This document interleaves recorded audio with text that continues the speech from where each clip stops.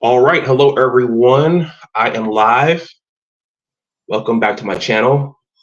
Today we're going to have a discussion on Dune Part Two. Me and some guests. So I'm doing this stream here. I actually have the computer going over here, but I'm doing this one from my phone. I'm in a hotel room at on Dewey Beach at Dewey Beach, Delaware. I am on a bit of a writer's retreat to finish up my book project. Well, part one of it, the Engineers of Western New York basketball story. But I decided, Dune Two just released. I just saw it last weekend. Folks are still talking about it, so you want to kind of ride the wave, the algorithm wave, while the iron is still hot, or is it you want to strike while the iron is still hot? So, without further ado, I'm gonna play my intro here. And I am going to say a few words about it, and then I will bring my guests up as they have things to say about it as well. Let me make sure I can see myself on the YouTube side here. Whenever, when the reason I stream up on my phone from hotel rooms is that, well, sometimes the internet is not the best. So it's better to use the 5G signal. So let me see. Let me make sure I can see myself on the YouTube side. Yep, there's the red icon. And there's me. All right, so I'm going to play my intro, and I'm going to jump in. I have to update this intro. There's a little disclaimer. If I had my druthers, I'd shorten it a little bit, but this is what I've got right now. So it gives you a nice synopsis of what the channel's about. All right, I'll see you on the other side, and we'll have a nice, fruitful discussion on Dune 2. And something happens during this battle that we had never seen in the cartoon series up to that point, which was some of the characters started dying. So that's what I think that episode was about. I think it said a lot. I think it was speaking to quite a bit. And it goes back to, at some point,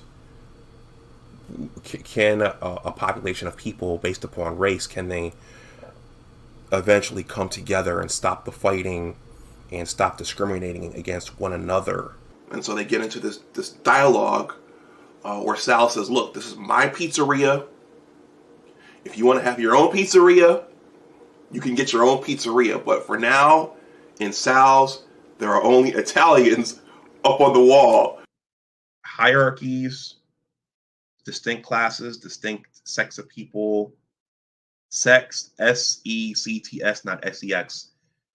Distinct groups of people where some people have access and some people don't, where some people are accepted and some people are not, when some people, that's a part of us as a species.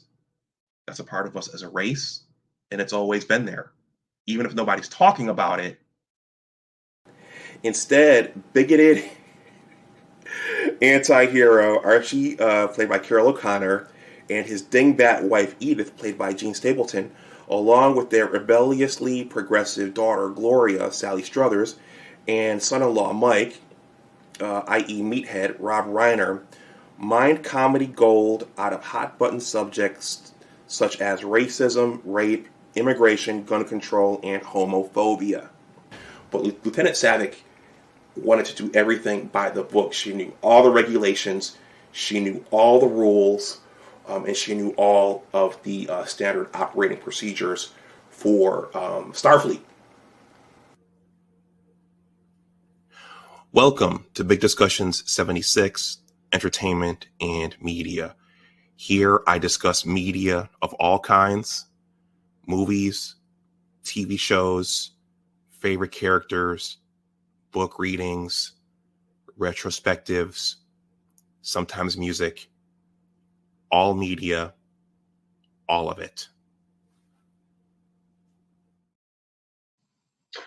All media, all of it. Well, there hasn't been much here recently because I have several breads in the oven, but yeah, it's certainly worth coming back and creating something on Dune 2 here. Let me share this over on my main channel.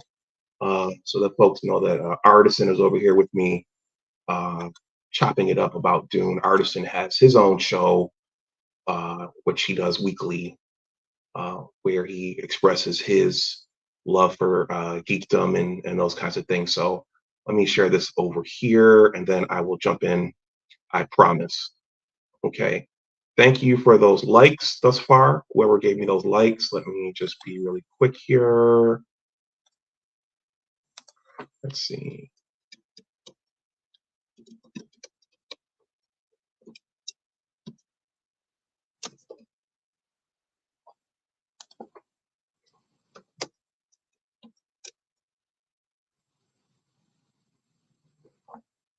Artisan MC is a name that carries a lot of weight with it. So, that's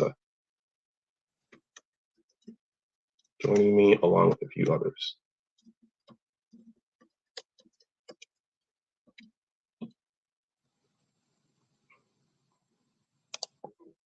All right, that's posted and shared. Let me go back. All right, Dune 2. If anyone wants to make a donation during this stream, you can send something to my Cash App or PayPal. It's a small channel. I don't have AdSense over here at this time. So if something is said over here that so moves you, you can, and you feel motivated to, you can donate something to my Cash App or PayPal there. Kareen from House of Trades is checking in. I hope she comes up on the panel. I think she is. She's a Dune aficionado, or should I say an aficionada. All right, so I said I'd be brief. So Dune 2 was recently released. Let me enable my screen share here.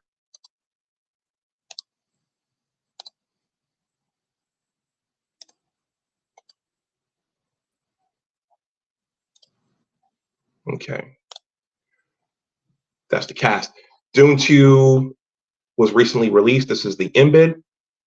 Part 1 was released a year or so ago. Okay, and this movie is based off of the novel or the novels by Frank Herbert. For those of you who are unfamiliar with Frank Herbert, this is Frank Herbert.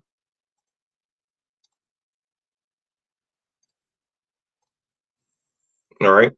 And as I was looking at this image, I was thinking he does look a little bit like who was it that played Vladimir Harkonnen?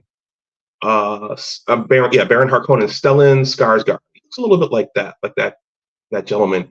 But he's from the United States. He's from Tacoma. He was born in Tacoma, Washington. That's Frank Herbert.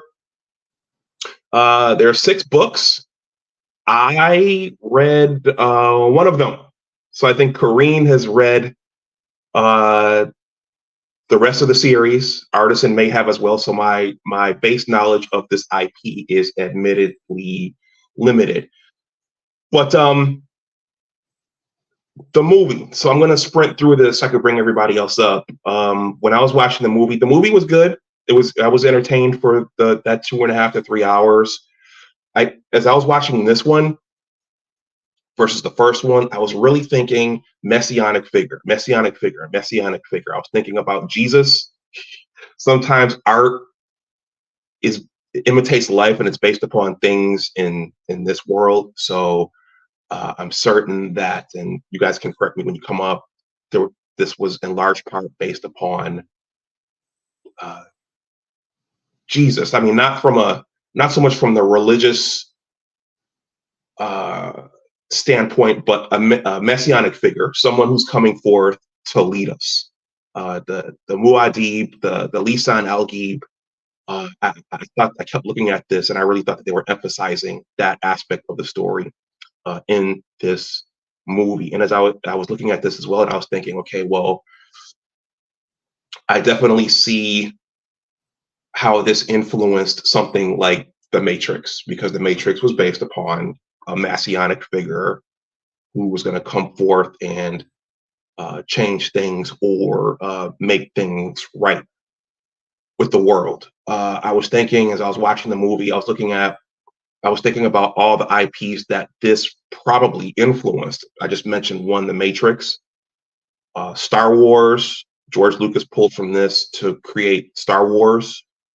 There were no sandworms in Star Wars, but certainly Tatooine must have been influenced by Arrakis in some way. Also, the Galactic Empire, the Rebellion, this movie, this story, it very much pulled from the old world where there were, in Europe, where there were kingdoms and kings and queens and dukes and duchesses and empires, colonizing empires. Those European empires, they most notably colonized Africa for its natural resources. So there's a whole history of European empires colonizing Africa, and then those African nations and tribes rising up against those European conquerors. So that was a huge theme of this movie. I guess that Arrakis was a proxy for Africa and all of its resources, and the Fremen were proxies for those African nations.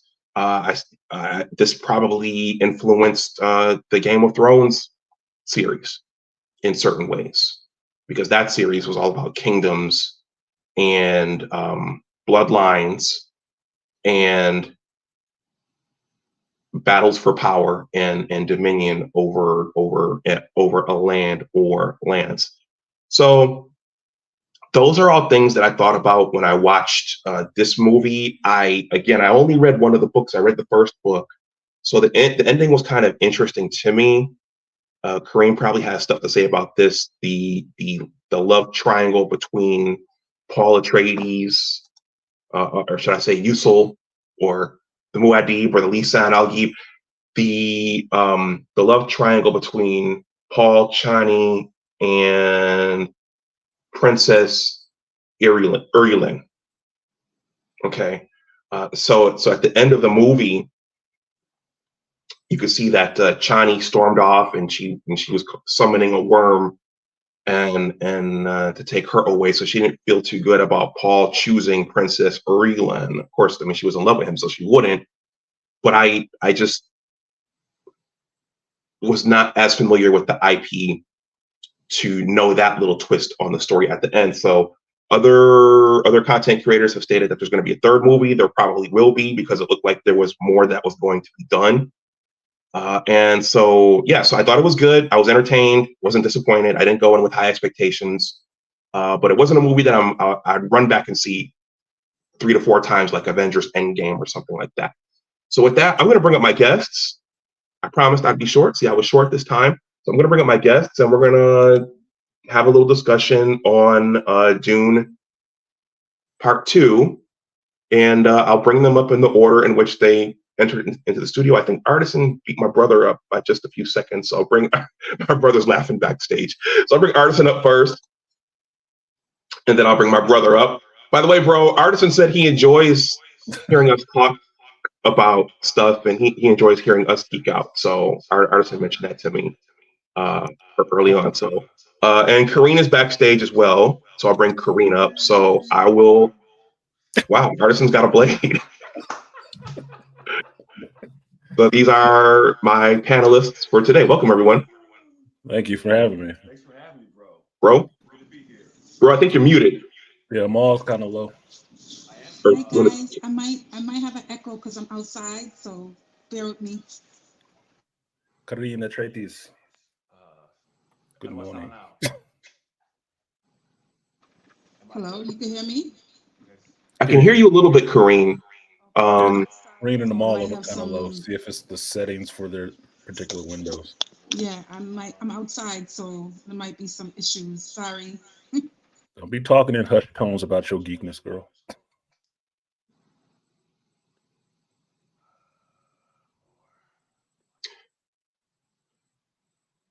Okay. One trick, bro, might be to leave and come back. Okay. That might fix it. Okay. Yeah, if it's on his phone, it sounds like it's going through a speaker or something like that. It's not going through a mic. Okay. Well, Artisan, how are you doing? I'm doing okay. How are you doing, Doctor? I'm good. I'm good. Just May they knife chip and shatter when we get into this conversation. I thought it'd be fun. did you see it last weekend or did you see it sometime before? I saw it opening weekend. I went to see it on a Saturday. I actually took time. I actually had 2 tickets to go see it. I was trying to go see it Friday, but I was too tired. So I went Saturday, went early, got there to watch it, and was definitely looking forward to seeing this installment. Not on the hype train for it because technically I've seen this part before. I knew where it was going. I just want to see it go past this part is what my excitement is for. So having gone through the books now and, been familiar with it since I was. Because of where I come from, see, in this world, we're all living in different worlds, and not everybody is privy to the same information. Top 10. Because of where I come from. Sorry about that, Artisan. I hit the wrong button. It happens to me. No worries. So yeah, I'm looking forward to seeing it go past where it is right now. That's all it is. Go past, you mean in terms of the dollar amount or ticket sales? In terms of stories and book Story. numbers, right? Because the Frank Herbert ones, like you were saying, are 6 books, and in the first 2 movies that you usually see, it only goes through like the first 2 books, right? It doesn't really get into the children and stuff like that. I want to see it get to his children. That's what I want to see. I want to see it go past Paul into his children, Leto II, and see what happens with them, because that's really interesting to me. That's the part that I've never seen on film and that I want to see on film, So that's the part that I look for. Okay. Bro, you want to give us a little sound check there? Mic check. 1 2 1 2. Darn. Still low. Artisan, can you hear him? I can hear him. He's still very low. If you look on his window in the top right corner, there should be a edit mic setting right there. Just turn his mic up completely. It'll be 3 dots. You highlight those dots. It should. Okay. Be Roy, just turned up your mic. How is that? Better? a little better. It's more echo from Dr. Amor. Okay, I can get closer. How is that? It still sounds like he's in the hall. That's a little better. Yeah, Okay. it's still better. Well, the app said to restart my phone, so I can do that. Oh, you're on your phone. Change it to speakerphone. On your phone, go to the audio settings, and then go to audio, and it'll have default or whatever. Put it on speaker. It's hard to see.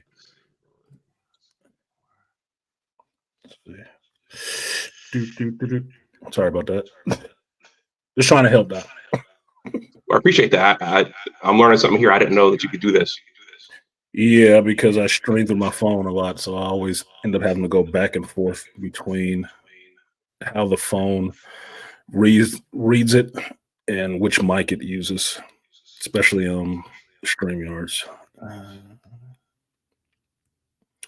How's that, fellas? Better? About the same. Okay. Well, here, I'll give you a little tutorial. Yeah, I did that, but I don't know what's going on. Like on previous shows, my audio was fine. Yeah, it just sounds like it's far away. So if you go through settings, where's my camera? There it is, and it's too bright. Did it again. Also, bro, are you using Chrome or are you using Gmail or what app are you using? Oh boy, I think it went into Chrome.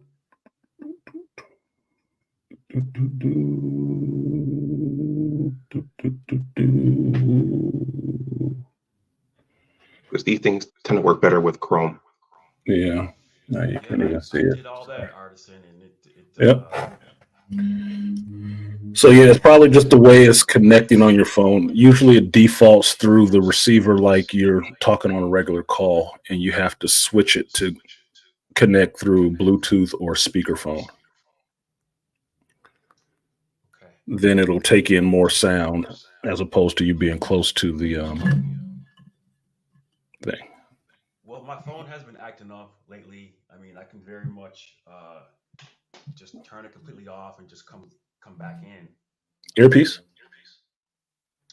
Oh boy. I Because don't you know I really want to use hear what you got to say. Yeah, I don't really use earpieces. I think I do have one. I'm just not sure where it is here. Oh my God. But again, I want to come back and add on, but I want to start without you. Bro, is this how when we've done this before? Is this how you've done it before? yes, but It's my the phone has exact been same. having problems lately. Like my Robinhood app has been working kind of weird. A couple other apps have been working kind of weird, but Update. Sounds like an update. Okay, okay. So yeah, I mean, I do have some ideas, but again, I can turn my device off and come back. So I don't want to hold things up. Do you wanna just try your PC? Okay, okay. Hold on. Okay. So in the meantime, Kareem, how you doing? I'm good. Can you guys hear me? Yes, ma'am. Okay. I'm great. Yeah, I enjoyed the movie too. I saw it the first week it came out. I saw it the Thursday, and then I went back again on the Saturday to see it. um, um, Listen, I loved the first movie because I told you first time we actually spoke on this channel. I told you I was introduced not by the books but by the David Lynch version. And then after watching Artisan actually recommended me to read the books. So I have to give Artisan credit. He said, read the book, girl. You'll love it. Read the books. And actually, I'm up to The Children of Dune right now. That's what I'm up to. That's the version. I haven't read all 6 of the books. I'm up to The Children of Dune. I think the last book they said wasn't written by him, was written by his son because he passed, I think, or he left notes and the son actually finished the last book. Still But good.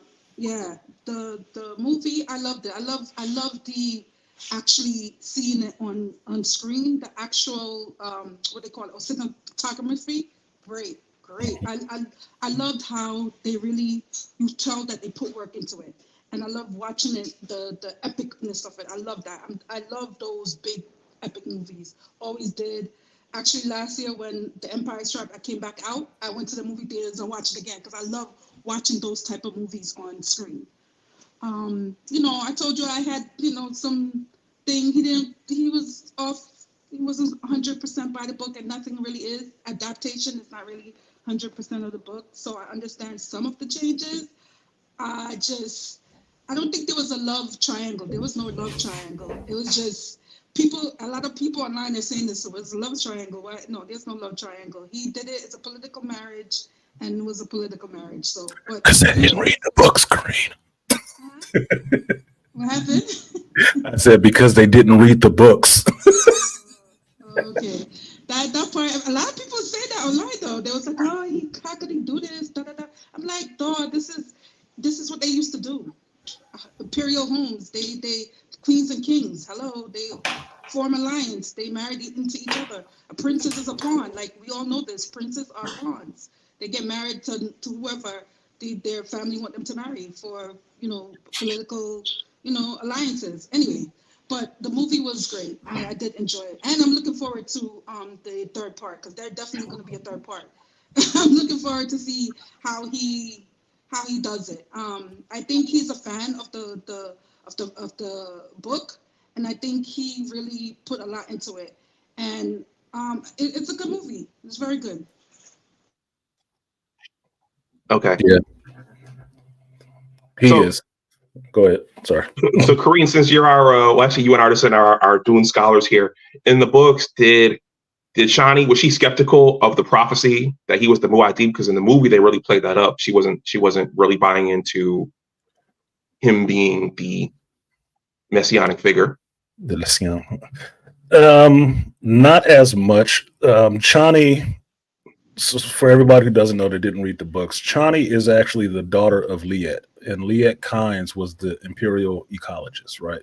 So Chani is her daughter. I say her because in these movies, in Villeneuve's movies, it's a female, right? Yeah, but it's a So man. that black female from the first movie who died at the end calling a worm and killed the Sardaukar, that Chani is her daughter, right? Liet Kynes, when you get into the books, you understand that Liet Kynes actually ran a siege. Liet Kynes was actually Fremen and became Fremen and ran a siege and was doing all this stuff in secret underneath the Emperor's nose to do this work on Arrakis. Now, Chani is not as a hardliner as Stilgar is, especially in the books, because Stilgar becomes a fanatic in the books, like flat out, right? He believes, but she was never really against Paul. She did love Paul, but she didn't have that real vibe of, I don't believe in all of this stuff. That's modern stuff seeping in to give that character more to do. And especially from the books, Chani understood what it was, because there's certain things, knowing the books, having read the books and hearing people's conversations online, understanding they didn't read this material, so they don't know what they're talking about. Hearing them talk about a love triangle is kind of funny, because if you read the books and you ever actually saw this part of series, Dr.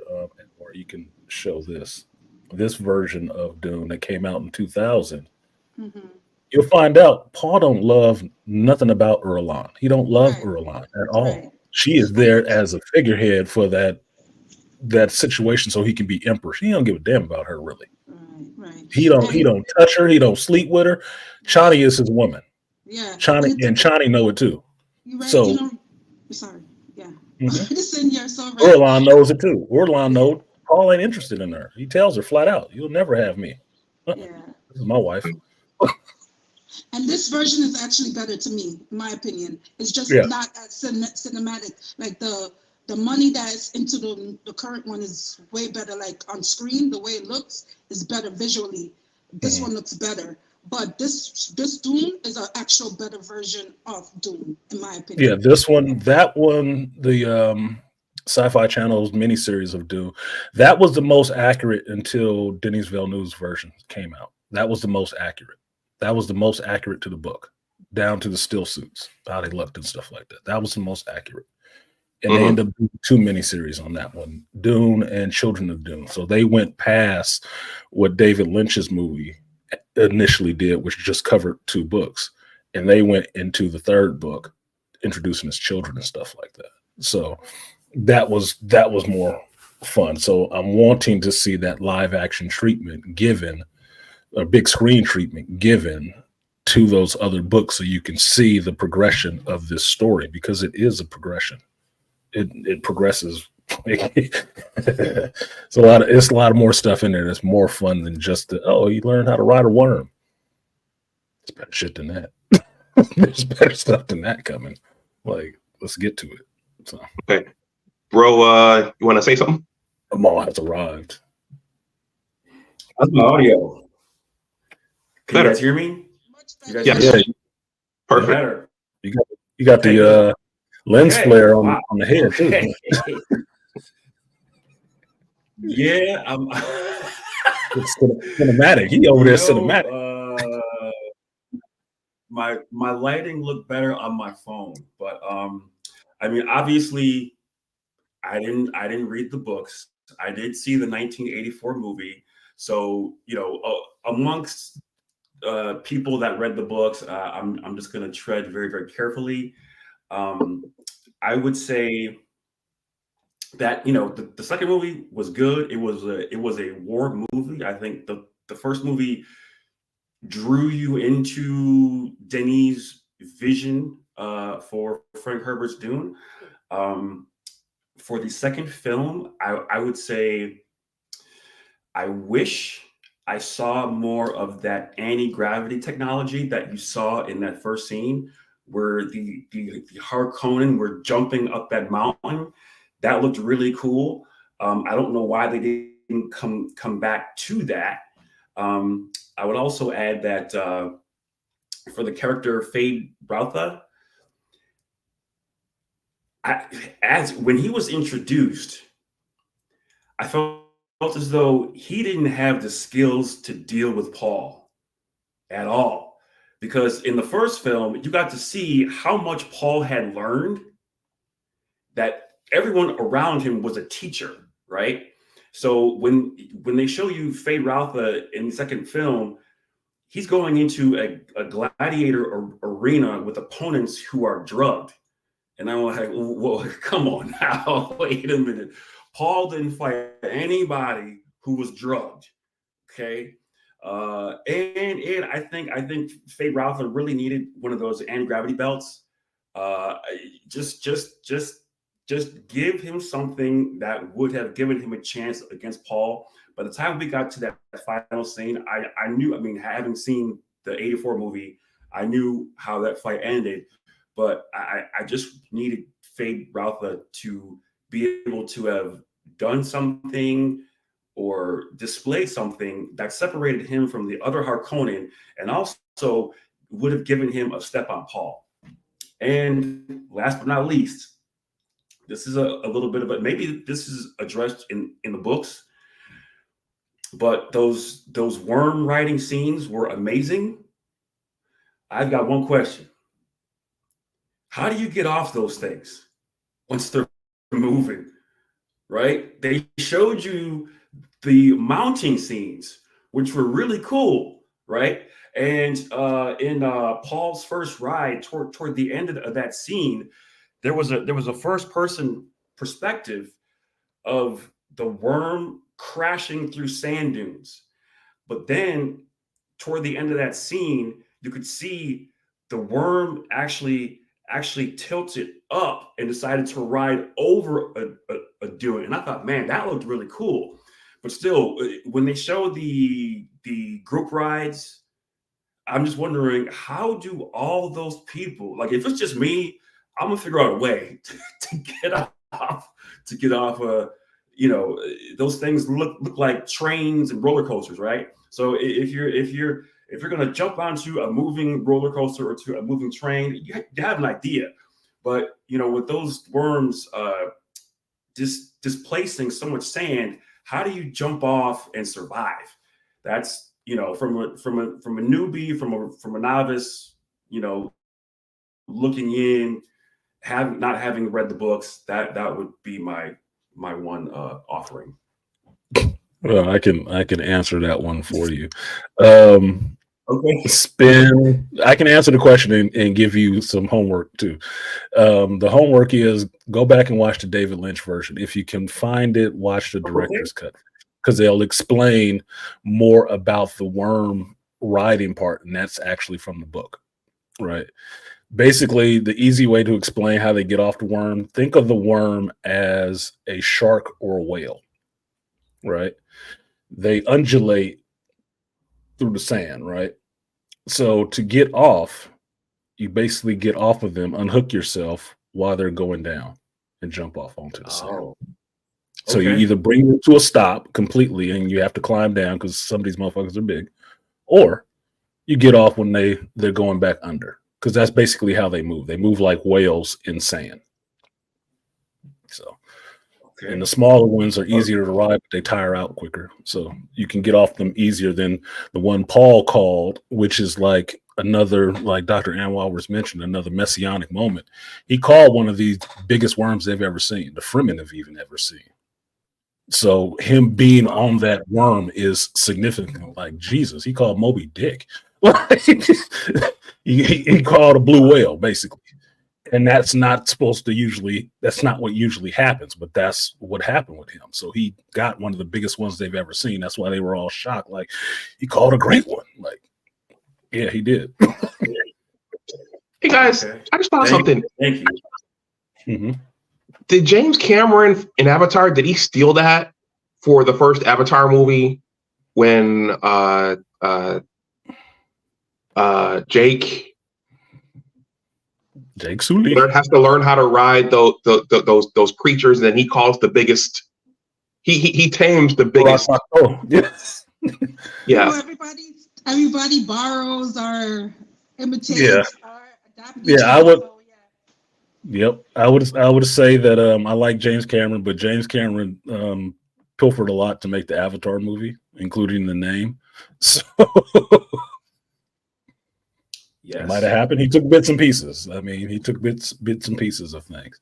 But to your earlier point that you were mentioning, Dr. Anwar, I'll give you a little heads up. This was told to me specifically by BGS, right? And that Dune was made as an answer to Isaac Asimov making the Foundation series. I heard that too. And then George Lucas made Star Wars as an answer to Dune. So if you read those three series, right, you read the Foundation series by Asimov, you read the Dune series by Herbert, and then you read Star Wars by Lucas, you will see things followed through that were in both of them. The reason why Dune has more of that messianic feel is because Frank Herbert was a Mason, and that was told to me by BGS. He was a high-level Mason, so he put a lot of that religious stuff into his work. That wasn't what was in the Foundation series. The Foundation series was more technical and political, right? But then you get to Star Wars, it's more political, but it's more space battles and stuff. You didn't have that in the Foundation series.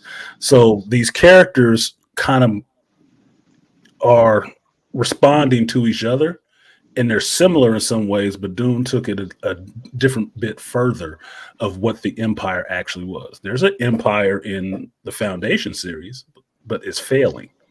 There's an empire in the Dune series, and it's more kind of totalitarianism. It's more houses and stuff like that, right? There is an empire in Star Wars. It's corrupt, right? So if you look at these three series of how they came out, one came out after the other, and they build on the ideas that the other had. So that's why this one has more of the messianic feel.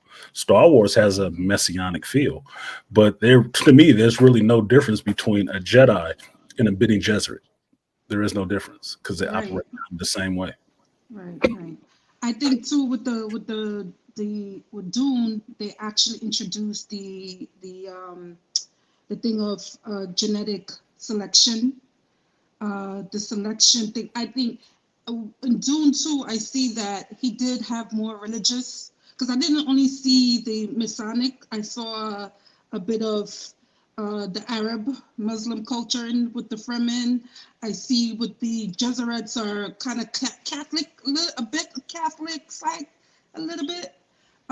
So you have that in with this, and so I think Dune, it's very, very like complex. I think, well, not complex. I would say it's more adult, more similar to Foundation. Like I think Star Wars, I love it, but it's more for littler children, maybe like a not simple. It's like a simpler story.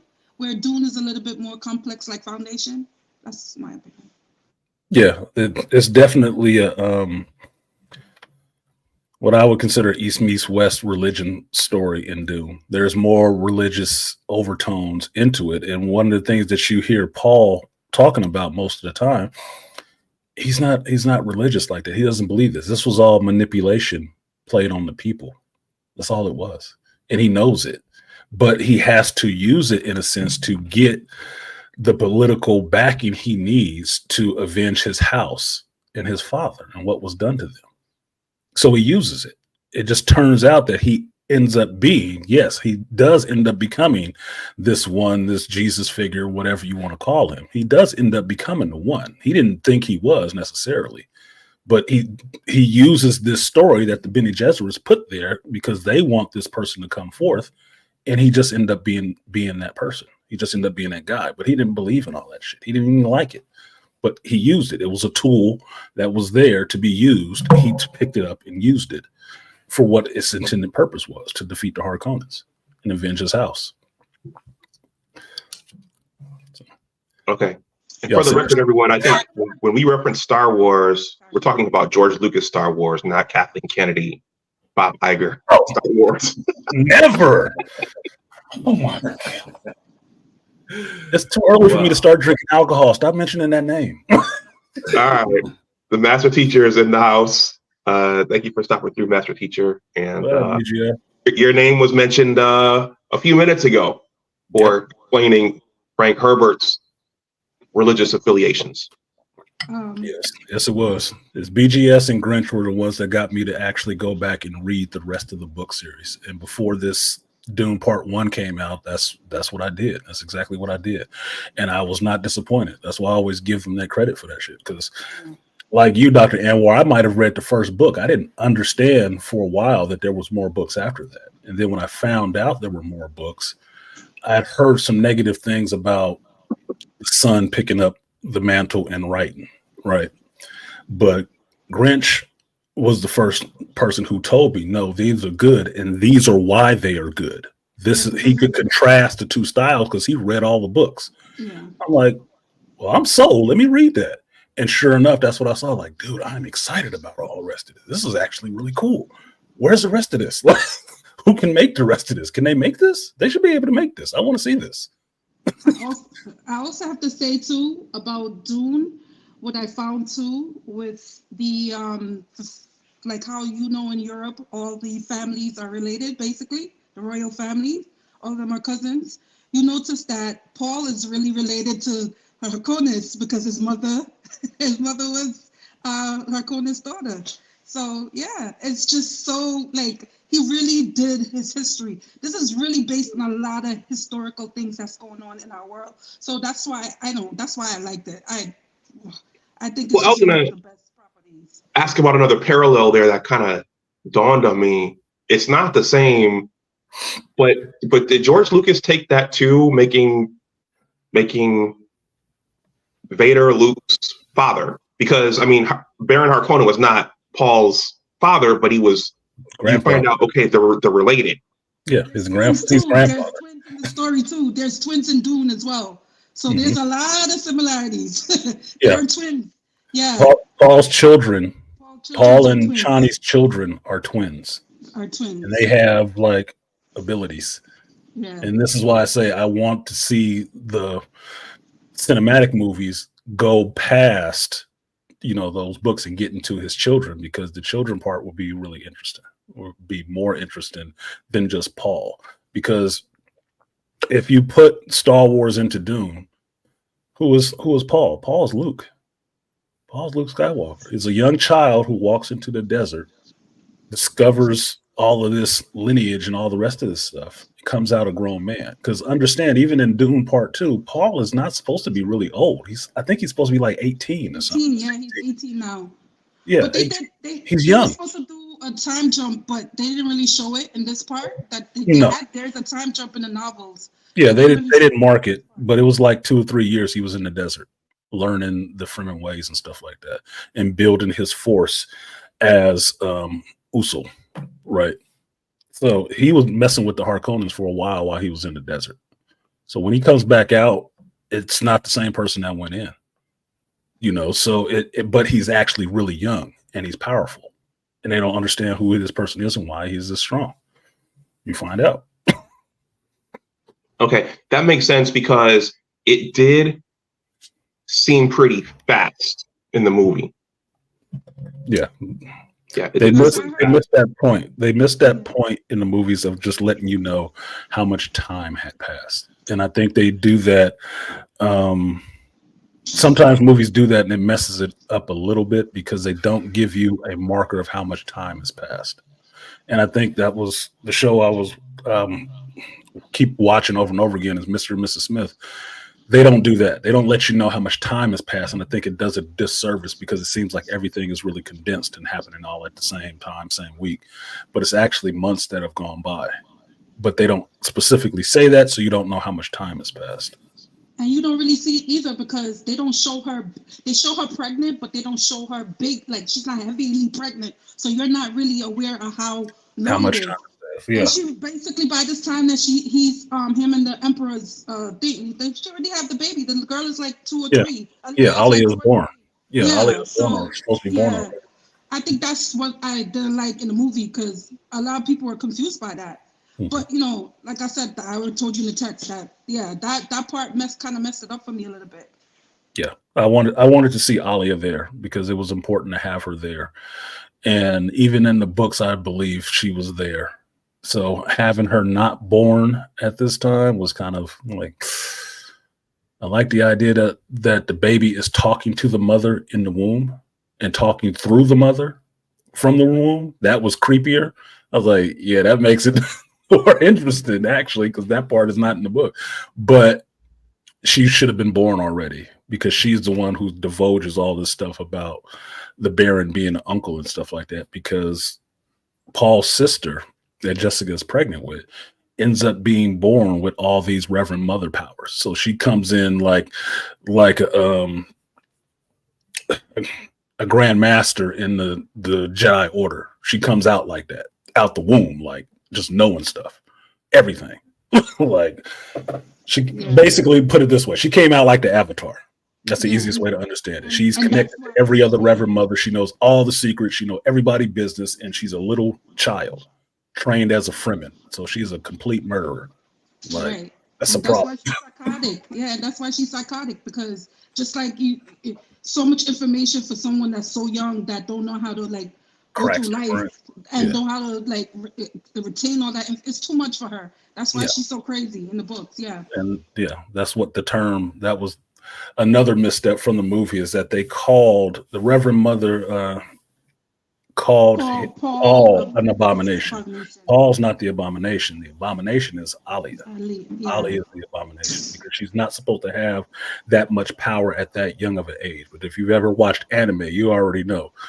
You put God level powers in a kid, it's gonna be a problem. It's gonna be a problem. You already know. It sounds like she doesn't get her powers by being a Mary Sue. They actually use the creative storytelling. Perspective wise, you can make her Mary. She wasn't even born and she had all these abilities. I actually thought the interesting line that he did say when Lady Jessica said to I forgot her name, the Bene Gesserit's mother, when she said to her, "Oh, you chose the wrong side," and she said, "There are no sides." I love that. I was like, "Yeah, come on, there's no sides. Come on." Not when you taking babies and inbreeding. No, there ain't no side. It's your side. No sides. Yeah, BGS says here, Jesus in the desert. Absolutely. Okay. BGS, if you want to join us for a little bit, I'm not going to go 6 hours, but I'll drop the link here. Say that like a bad thing. If you want.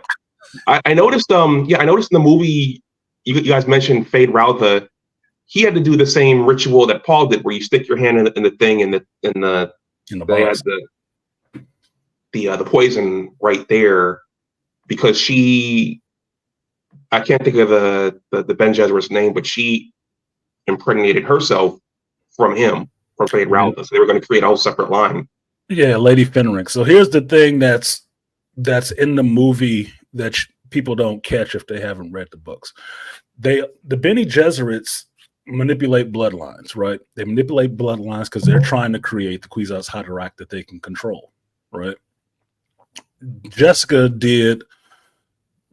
broke code and created a male heir for a duke that she loved without the Bene Gesserit's approval, right? And then train that son that way. But because the Bene Gesserits take kids and work in every great house and manipulate these bloodlines, they're always testing people. So what you see when Lady Fenring is testing Fade is another potential. Mm-hmm. He's another potential Kwisatz Haderach. That's why she's testing him, because the Bene Gesserits don't test people like that unless they think they have that potential. They were testing him for the potential. And that's why the fight between Fade and Paul is so significant, because the future can turn either way. Maybe Fade becomes the Kwisatz Haderach. Maybe it's Paul. You don't really know, because up to that point, I believe in the books, Paul didn't even see the future past that point. He didn't know what was going to happen. He didn't, because it was a really big nexus decision point. He couldn't see it.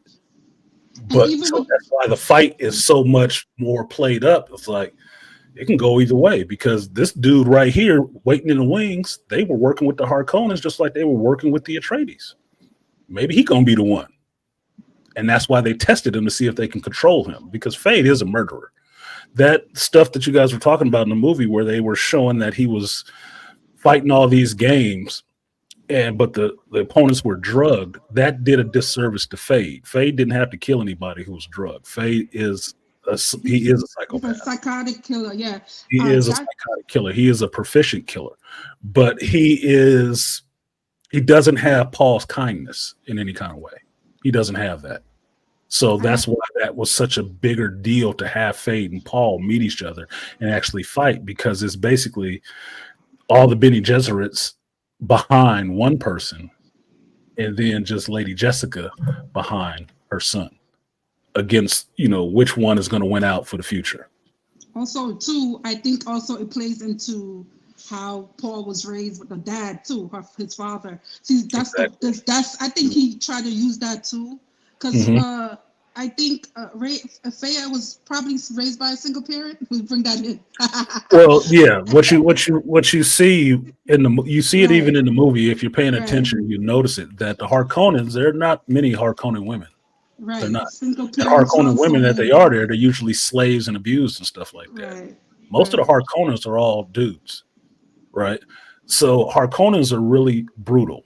You know that even Fade is not the Baron's son. That's his nephew. Yeah. I had to explain that to the person I went with. That's his nephew. That ain't his son. Raban is his nephew. That is not his son. So they have children, but they don't have a bunch of women hanging around there. They said this dude was played for the other team.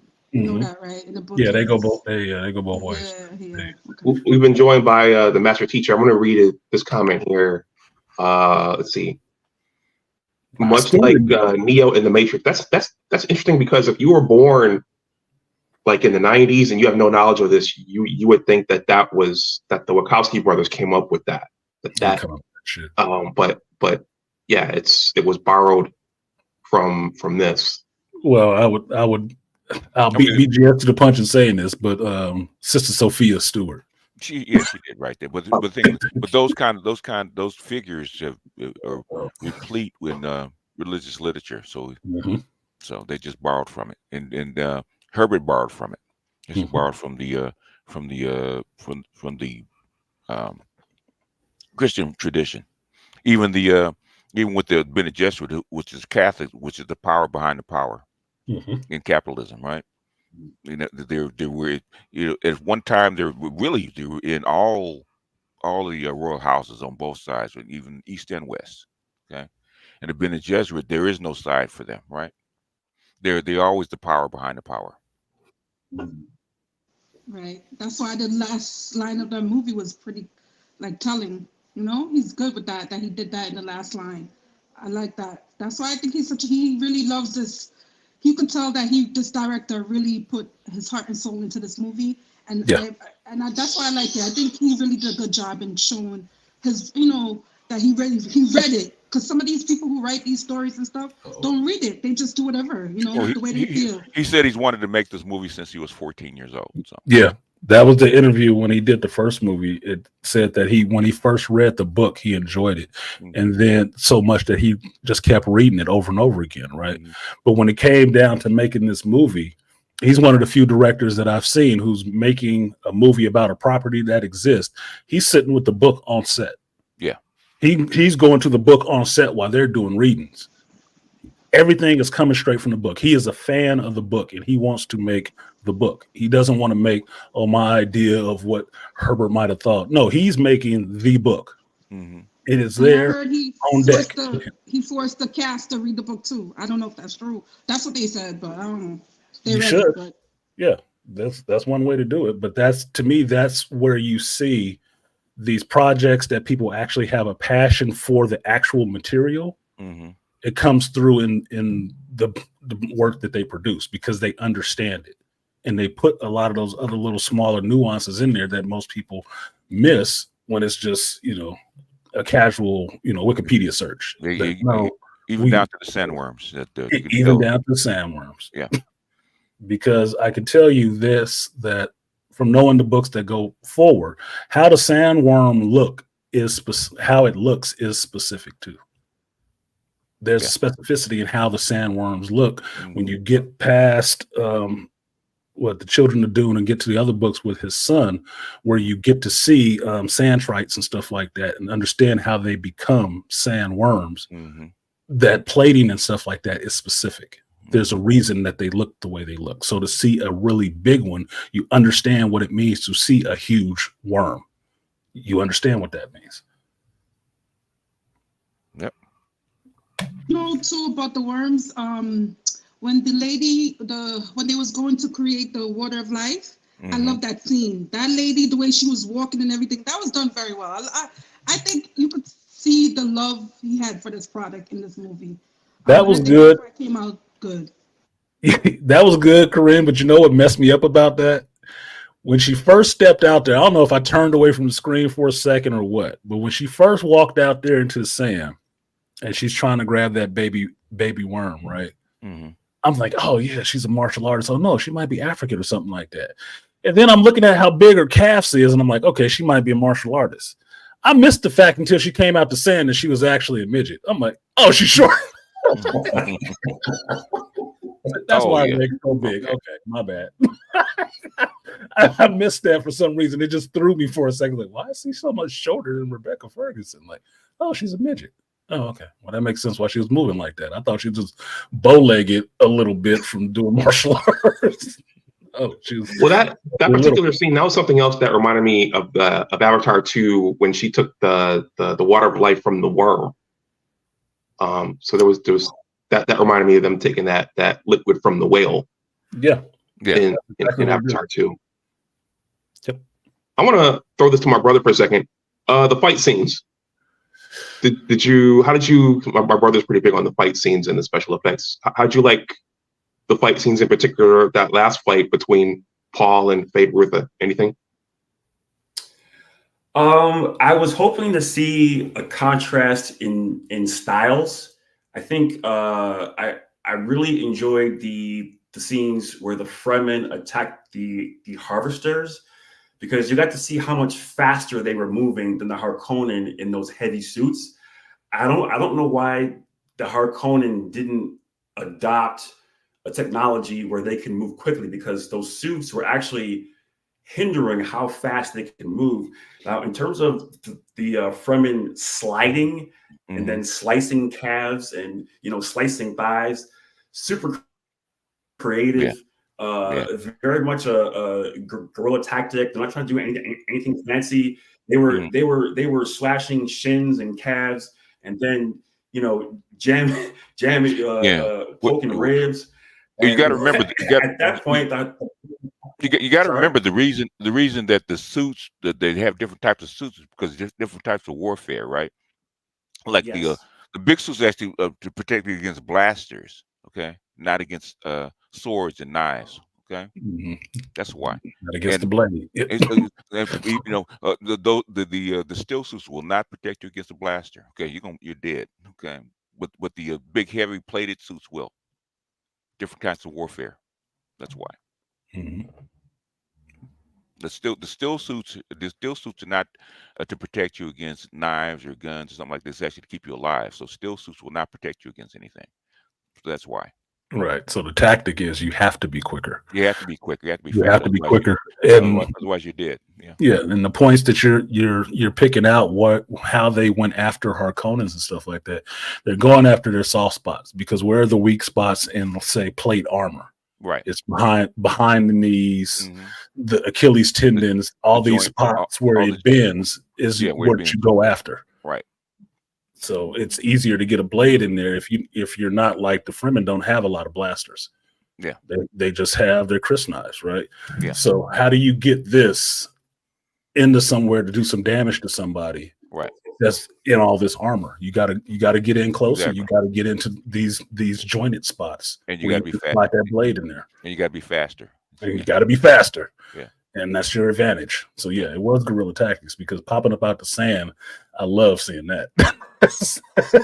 That's like a gotcha. It's more like ninjas versus a knight in armor. Ninjas versus samurai. Shout out to the Shogun. Okay. So, Master Teacher, did you see the movie? I've only seen parts of it. I haven't seen it yet. So. Oh, BGS, what happened? I've seen the first one. I haven't seen the second one. I just haven't seen it yet.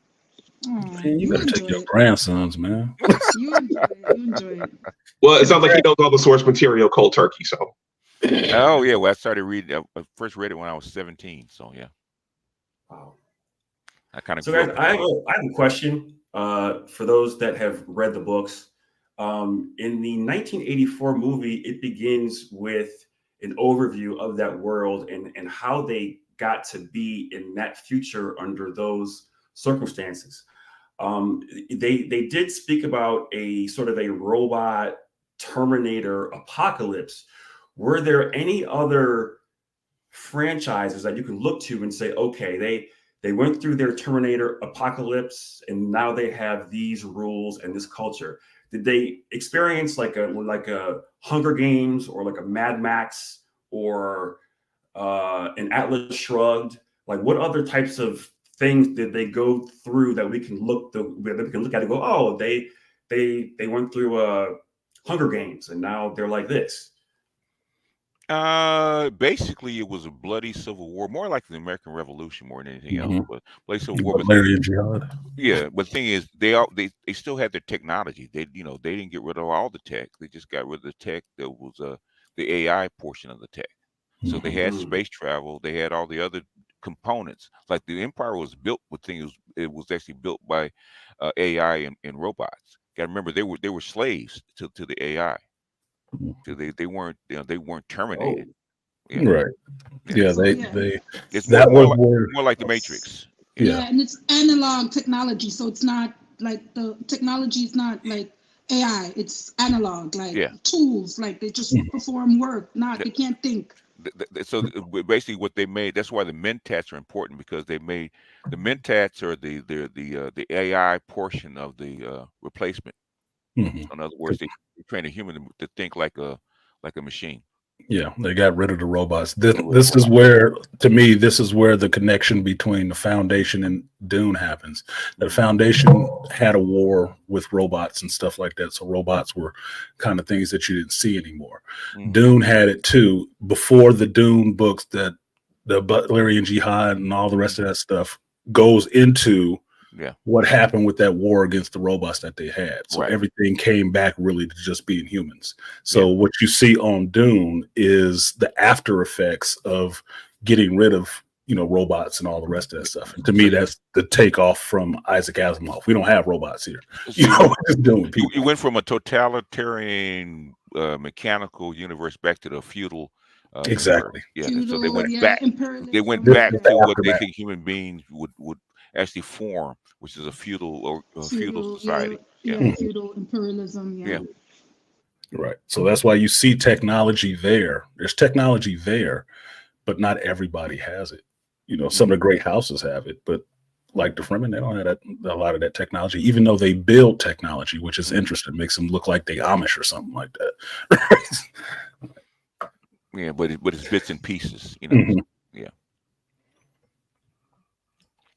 Yeah. Wow. So it wasn't a Terminator style. It was more like a Matrix style, where AI actually overtook society and controlled society, and almost like caretakers.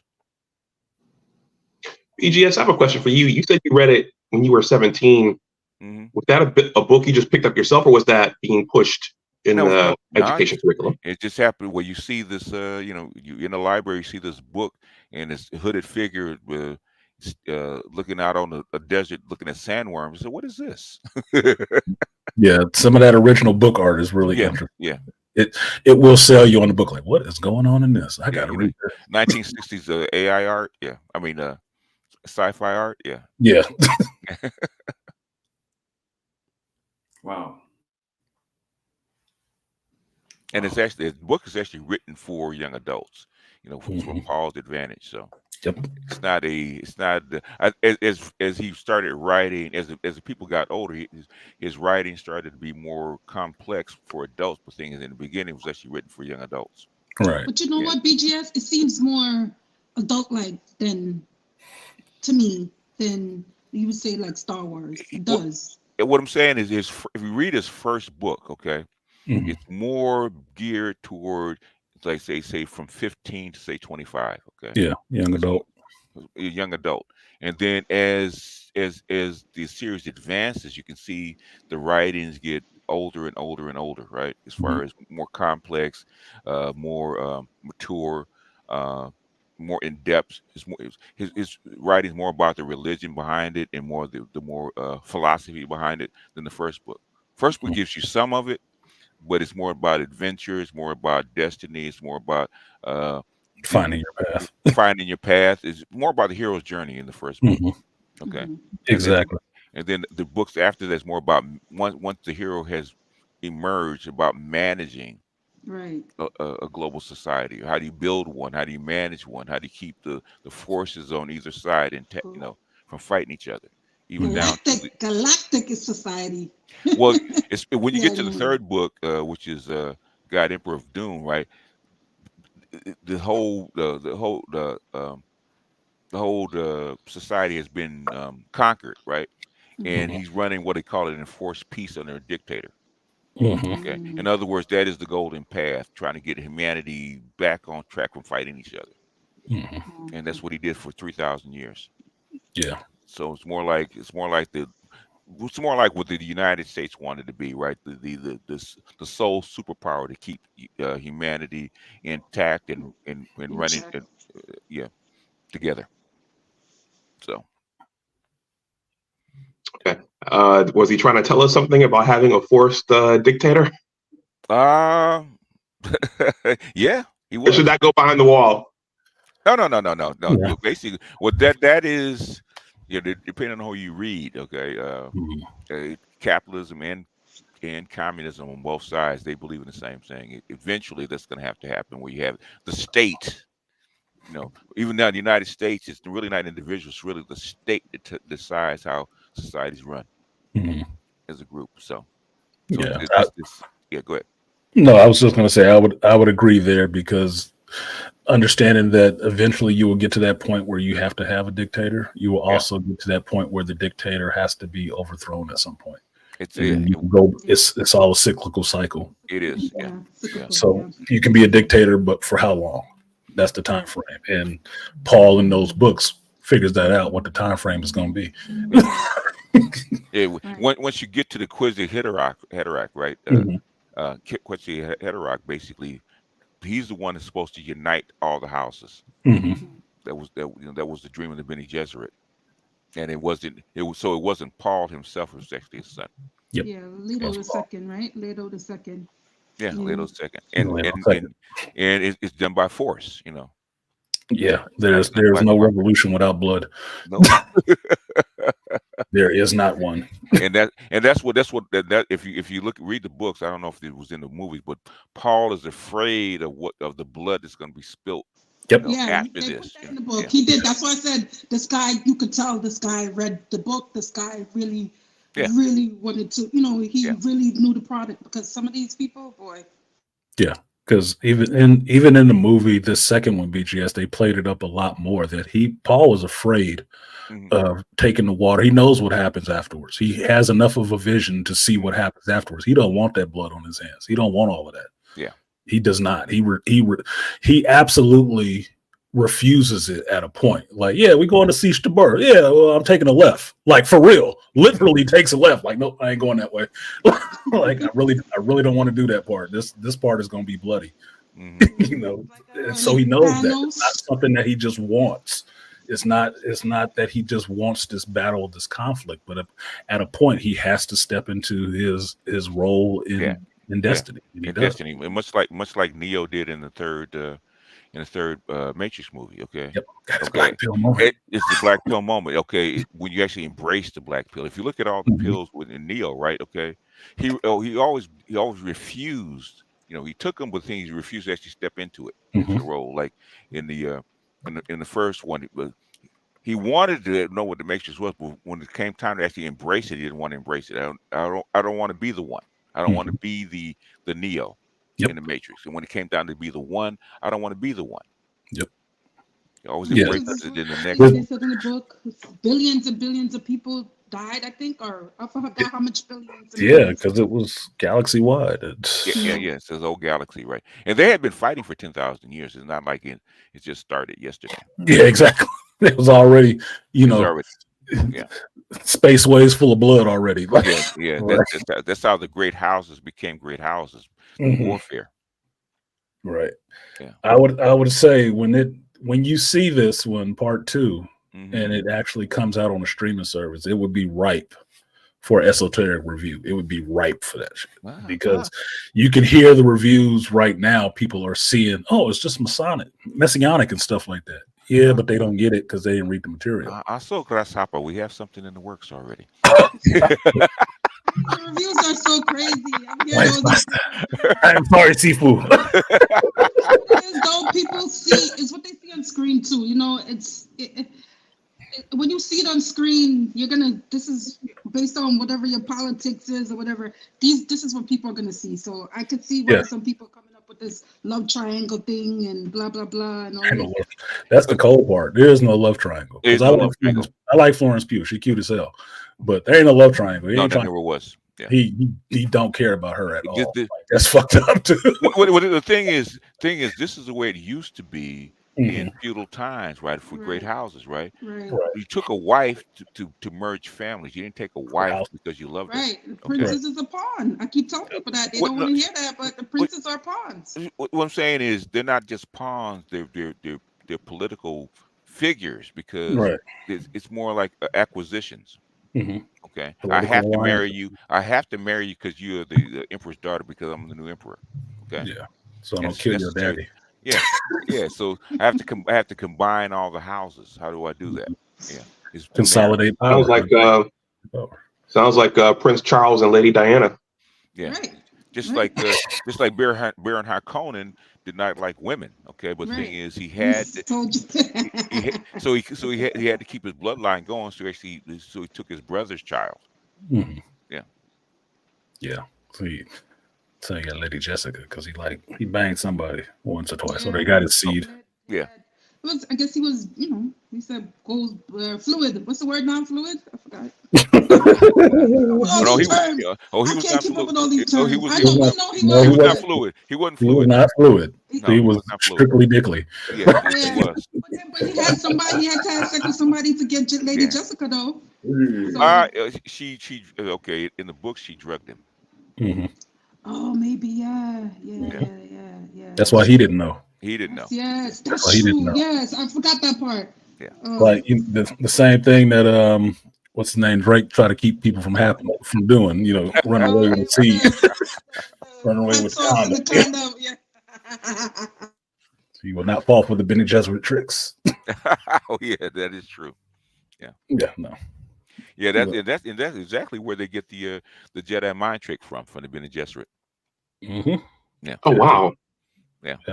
From them, yeah. Yeah. What is the voice? The voice is basically taking through the tone, intonation, and the tones in your voice, controlling somebody else's body. It's hit in the subconscious. People don't get that the Bene Gesserits are also the villain in this thing. They keep saying they're not the villains, but they are the villains. They're not. To me, they are the villains. They're manipulating people to do all Everybody does. Everybody does. It's the whole thing. The thing is, it's complex like that. Everybody does. Okay. Yeah. What you think about this thing? They said, "Oh, white savior. Paul is the white savior. White savior." I'm like, guys, I'm tired of this. All of this. They just say that because they put more black folks in this movie. Yeah. It's you got to remember this book was written in the 60s, right? Yeah. Okay. And who are you writing to as far as science fiction? Right. White folks. That's true. White folks. Right. Okay. White folks. Right. So Paul is a typical fair, sandy-haired, blue-eyed male. Okay. Yeah. Which is iconic for science fiction back in the 60s. Right. Well, it's like with Lord of the Rings. People want to say that the guy was being racist when he wrote it. It's like, you have to think about the time frame the stuff was written in. Mm. Who was reading this material? Yeah. There was What no, was he? He was in World War II. I there mean, was World no, War One or something like that. Come there on, man. was no DEI back then in the Yeah, 60s. exactly. Like, calm down. In fact, Herbert was ahead of his time because Yeah. the Fremen actually inherited the earth. Okay. Yeah. Mhm. Oh, and they're Arabs, right? They're off of Arabs, Arab. right? Well, North got to African, remember, North African, right? spice North is African. oil. Okay. He took Yeah, Oil, spice is yeah. oil. spice. Yeah. Okay. Also Arab, Oil. North African. So they were Arabs, not Africans. And so yeah, they were Yeah. Arabs. Yeah. Middle East. Arabs. Yeah. Middle Easters, spice is oil. Everything runs on oil. That's why this Yeah. story I was explaining to my friend that went and saw it with me. She was saying how, damn, this seems like it's really topical. I said, yeah, but it was written a long time ago. Yeah. I said, because the stuff that he uses and how he sets up his universe completely grafts onto the world you see right now. Yeah. It can graft completely onto that world right now. Because without oil and energy, the civilization falls apart. And without Exactly. spice, civilization will fall apart. And where's the oil? Sandy spots. Sandy spots. Yeah. We're the people that live in that desert and know how to live in that desert. Yeah. From people. So you can see it from a lot of different perspectives. And like BGS was saying, that it was the initial book was written for young adult readers because it works better for them. That's why, like the director, he said he found a book when he was 14. BGS said he found it when he was 16. I found it around my teens as well. It resonates with people around that age because it's understanding, finding your path and how this world is constructed around you and what your path is through that world, how you play a role in it. And sometimes your destiny, you can't avoid it. Exactly. Yeah. This is what it is. And it's something he never really wanted. Right. He wanted revenge for his father, but he never really wanted to be the Right. Because if you switch it and say, okay, Fade was going to be the Kwisatz Haderach, he would have wanted that shit. And he would not have shied away from a bloody war at all. No. Yeah. It would have been worse. It would have been worse. Like, forget it. He's psychotic. So he. And the thing is, you never know until you actually take the water of life, because men are not able to take it. No, animals can't. Yeah, animals can't. Yeah, that's what he's saying. Animals can't. You know, men are not constructed to actually digest or metabolize the water of life. Yeah.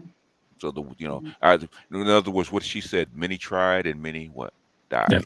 Yeah, Nobody successfully did it. Yeah, they tried and failed. They tried and died. But also, so Amal, that's from the David Lynch version. That line, you got to watch that one. Yeah.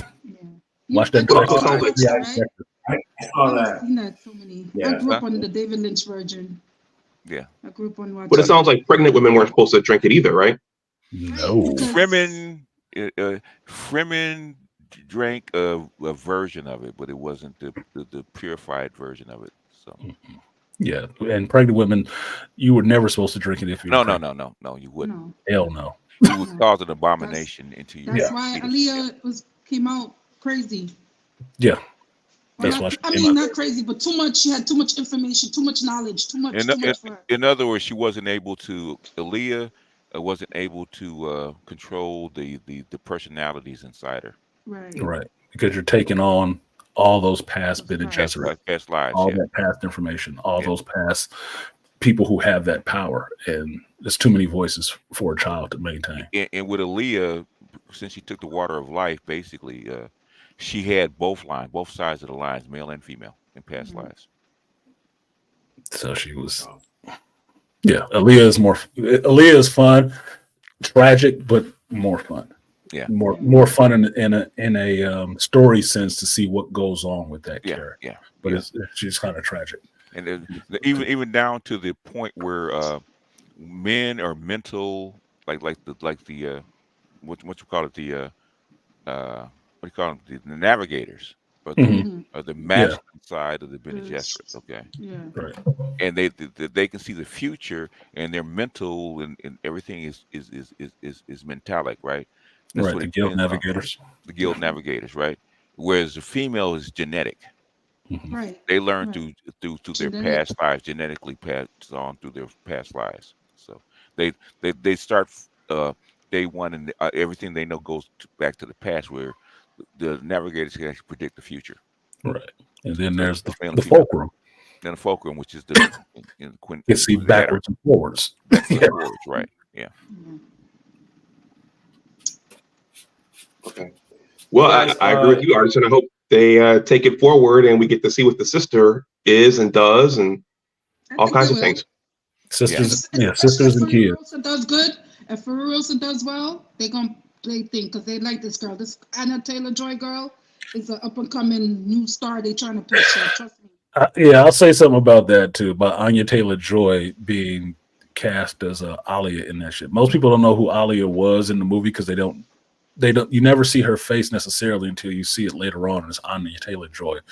I would buy her as being Alia, knowing where Alia goes. Yeah, I'd buy that.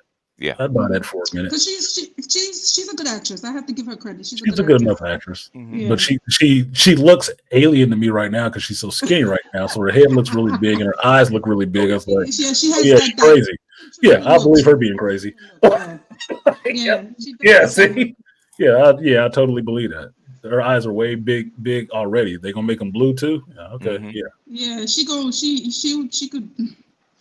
Crazy and scary. She was in a movie I saw a couple years ago, and I think she played like a crazy sorceress or something.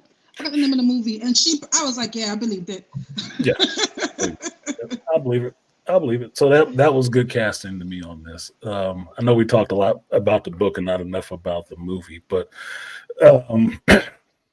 it's just because that at this point I have seen this part of the movie several times. So while I'm excited to see it on a big screen done by Denny, I'm really wanting to go past it. And I like where they left it to where you could see there could be a third movie because, yes, there's more to this story. And I want to see more of this story brought out. So I want to see part 2 make a crap load of money so they hurry up and get part 3 rolling if they haven't already been rolling on it. I think they'll do it. Well, it wasn't a clean ending. It was alluding to something else, other things happening. I mean, Paul said, "Yeah, let's go to war with these other houses in orbit," and then it looked like Shani was gonna. I mean, she was calling a worm, but it was leading us to think that there was more coming. Yeah, I think they'll make them reconcile in the third part. They'll make them reconcile because they have to. Because she end up dying anyway. So they have to reconcile because they have to. Story-wise, they have to have children and stuff like that. But for this movie version of it, they have her going away a little bit to try to make it. Oh, it's a love triangle. It's not a love triangle. Paul don't care. It never was. Paul don't care. That's why Paul told her initially. He never had my children. He always loved her, and understanding what he has to do at this point, he already knows what the future is going to be. He's just trying to tell her a little bit to get her to understand. You are my desert spring. But I have to go do this thing right now. You don't understand it because it's not your culture. And Lady Jessica was that to his father. Right, he never married his. Lady Jessica was never his wife. She was his concubine. Concubine. She was concubine, but she loved him. Yeah, she was his concubine. Even though, but she didn't know that she was actually would be a heiress, right? She would be, if she's Barcona's daughter, she would be entitled to marry Duke later if she knew, but she didn't know her heritage. She didn't know her heritage either. There was bloodline, but thing is, she'd had no rights to the throne. Okay, it doesn't work that way. It didn't work in feudal times. It has to be formal. Yeah, right. And she didn't know her heritage till she took the water of life for herself. Yeah, so she didn't know that herself. Yeah. So that's why she couldn't marry him. And she understood it, and she didn't care. She understood it. She loved him. She understood it. It wasn't a big deal to her. Because she's a Bene Gesserit. She's raised. She's cultured to act in that capacity. Right. It's called culture. Love is something secondary in feudal time. Right. And that's why the Reverend Mother Gaius Mohian gave Jessica so much shit because Jessica was her prize student, and Jessica went against the Bene Gesserits by falling in love with Duke Leto and giving him what he wanted, which was a son. She's supposed to do what the Bene Gesserit wanted her to do, which bear a daughter. Because Fade Rotha and the daughter was supposed to get married and unite the house. Exactly. That was the Bene Gesserit playing their game Yeah. To have these two houses come together. And when what happened when she had a son instead of a daughter, she caused a war between the houses. Exactly. Yeah, instead of uniting the houses, it divided the houses. Exactly.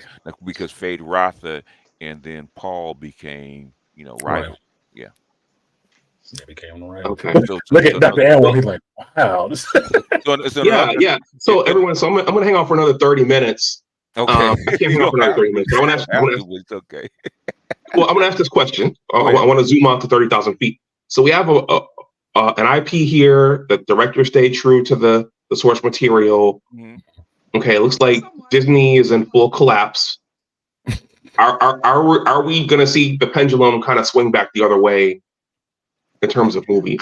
I think Iger kind of mentioned it because he canceled a lot of the roadmap for the MCU. So I think because of money, they're forced to swing back the other way. So I don't know what's going on with the DEI money.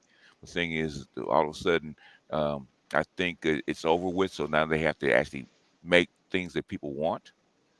And I think the Barbie movie actually taught them something, right? If you give women what they want, women would actually buy it. Right. Women don't want what you're trying to sell them. Okay, they don't want to be brainwashed. Same thing with the WNBA. Women do not show up to the WNBA because they don't want to see women. Ugly women. Shout out to Bill Burr. They don't. Honestly, I think if they were prettier and if they were more if they sold it more as entertainment, they would get more. They would get more things. No, women do not want to see that. They want to see men being masculine. They don't want to see women being masculine. That's what I said. Prettier and more. No. Listen to me, Kareem. Okay, Barbie made almost $2 billion. Okay, because women wanted to see that. It's obvious. Okay, now how come when you have Marvels, Marvel makes $2 billion when there's masculine men, women actually come out more to see those movies. Right. Women I agree with that. No, I agree with that part. So in other words, you're trying to sell women something that they don't want. Mm-hmm. That's not, to me, women never really want to be somewhere that no men are.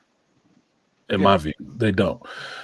If you look at the Marvels, more men came out to see it than women. Why? Because they're not interested in that shit. And the dudes that went to see it, I think most of them was just the reviewers who had to talk about it. It wasn't a bunch of other people going to watch it. How many men go out to a strip bar to see feminine men swing on a pole? None. I'm close to this. I'm close to the city. Answer my question, young lady. How many? None. I said none. Exactly. So why do we think feminine women want to see masculine women on screen? They don't. Nobody. I agree with you. I said that part was great. I was saying maybe if they tried to make them look prettier and help them, it probably would do better. But I mean, it is what it is. They would do better if they did it right. I remember I was watching this. I was watching this interview with this chick that played Lana Lane in Superman 3. Okay, with Christopher. Now she had met Christopher Reeve, right, and she liked him, right. But when she saw him in the Superman suit, she almost fainted. Right. Because she always loved Superman and see him looking like Superman, right? She said that's like seeing him in real life. She almost fainted. Because that's what she loves. She loves the big masculine man in the suit with all these muscles and stuff like that, and the dark hair. That's what women go to see. Right, you're right. That's why there's more NBA fans, female NBA fans than WNBA fans, right? They want to see big hunky masculine men doing their thing, right? Doing masculine shit. Doing the masculine shit. Whereas tennis, okay, it's more feminine, right? It's more elegant, more feminine. That's why women go to see that. They don't give people what they want instead of trying to force it down their throats. No, and you're right. Because remember that there was a tennis player. I remember back in the day. There was I forgot her name, but she never won one match. But she was all over the place, all over. She was the only one doing endorsement, and she did not. She was the worst player in the tennis ranking. I know you. I forgot her name. Anna Kournikova. That's what I thought it was, Anna Kournikova, because they like hearing her make those. Yeah, they did. Yeah. That's what it was. That's all it was. Ask the question. Go ahead, Doc. Go ahead, Doc. You want to ask a question? I think Amal wanted to say something. Okay. Oh, I've been sitting on this idea to improve the WNBA. I don't know if this is the place to talk about it.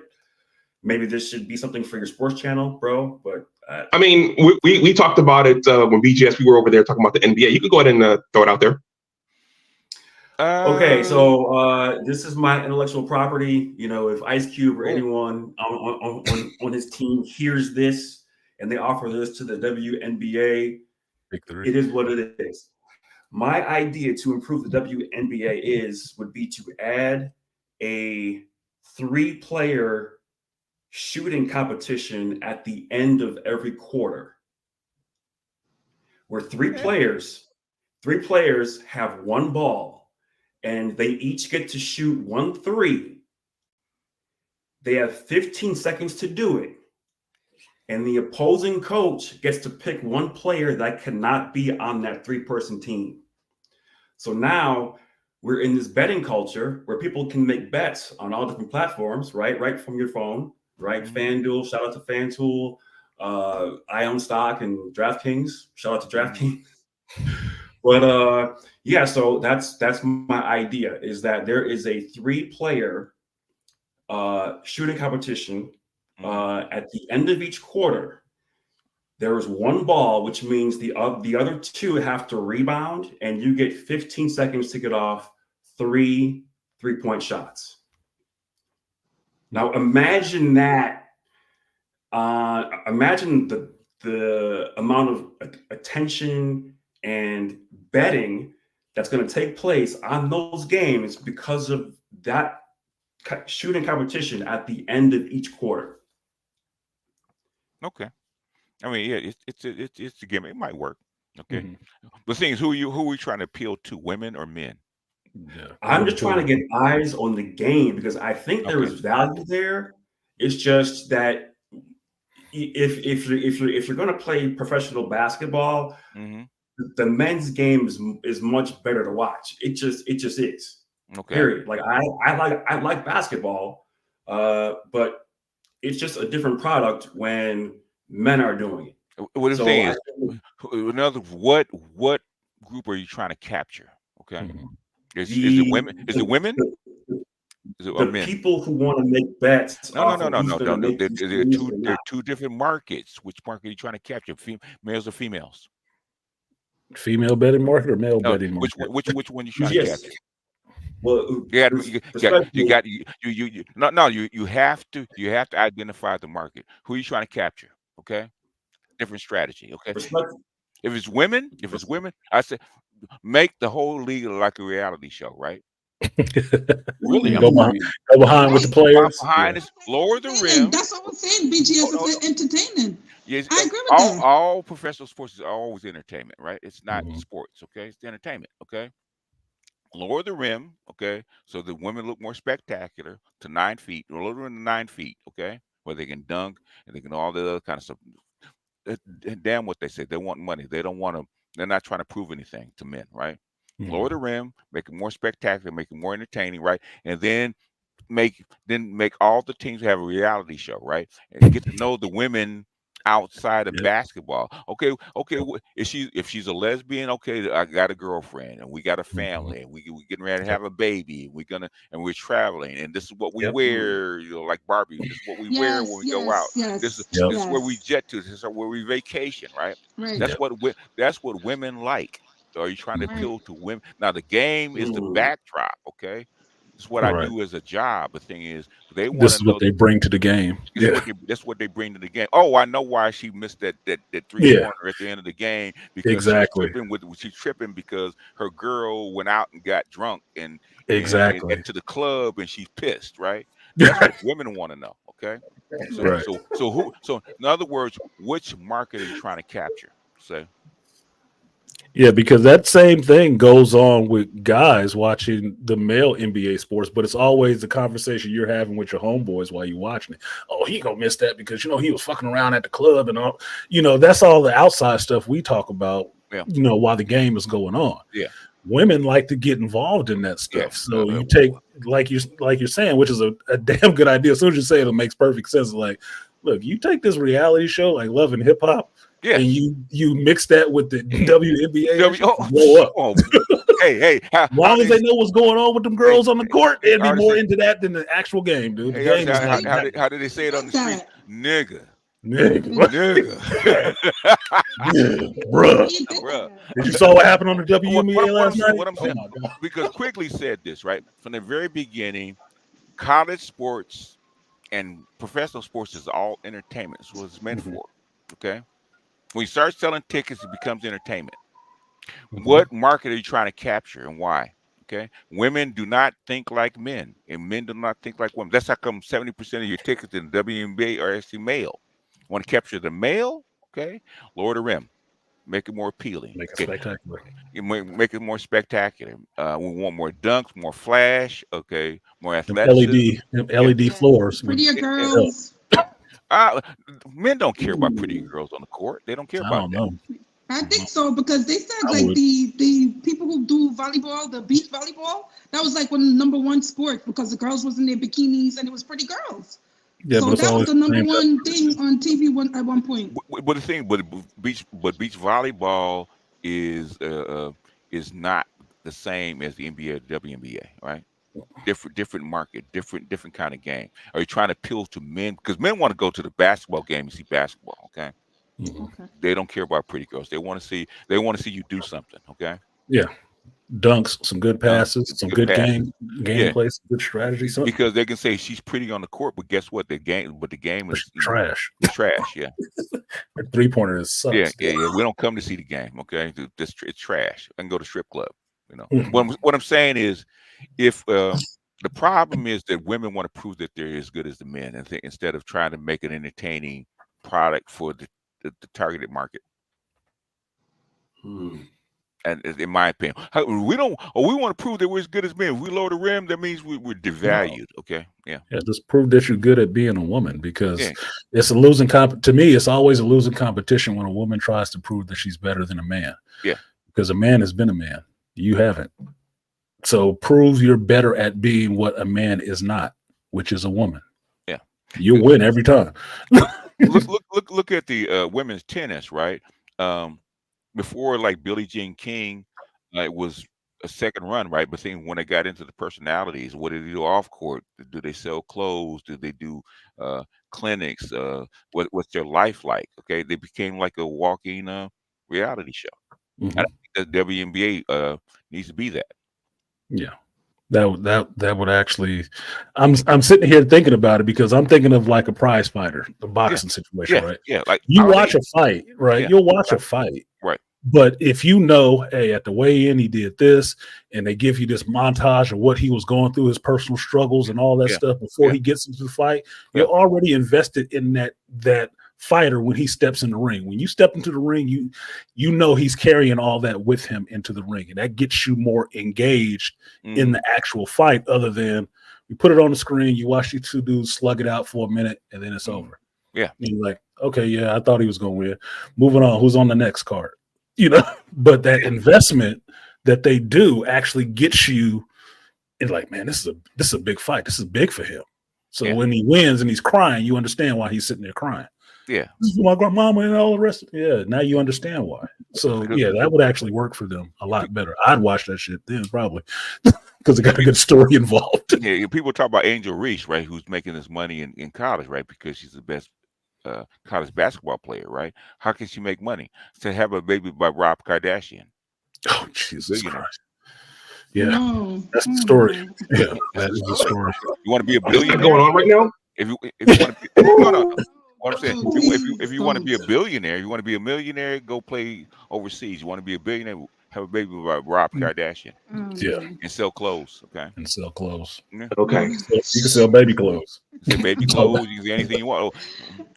Oh, she's 6'3", he's 5'3". Okay. What? No, he's about 5'6".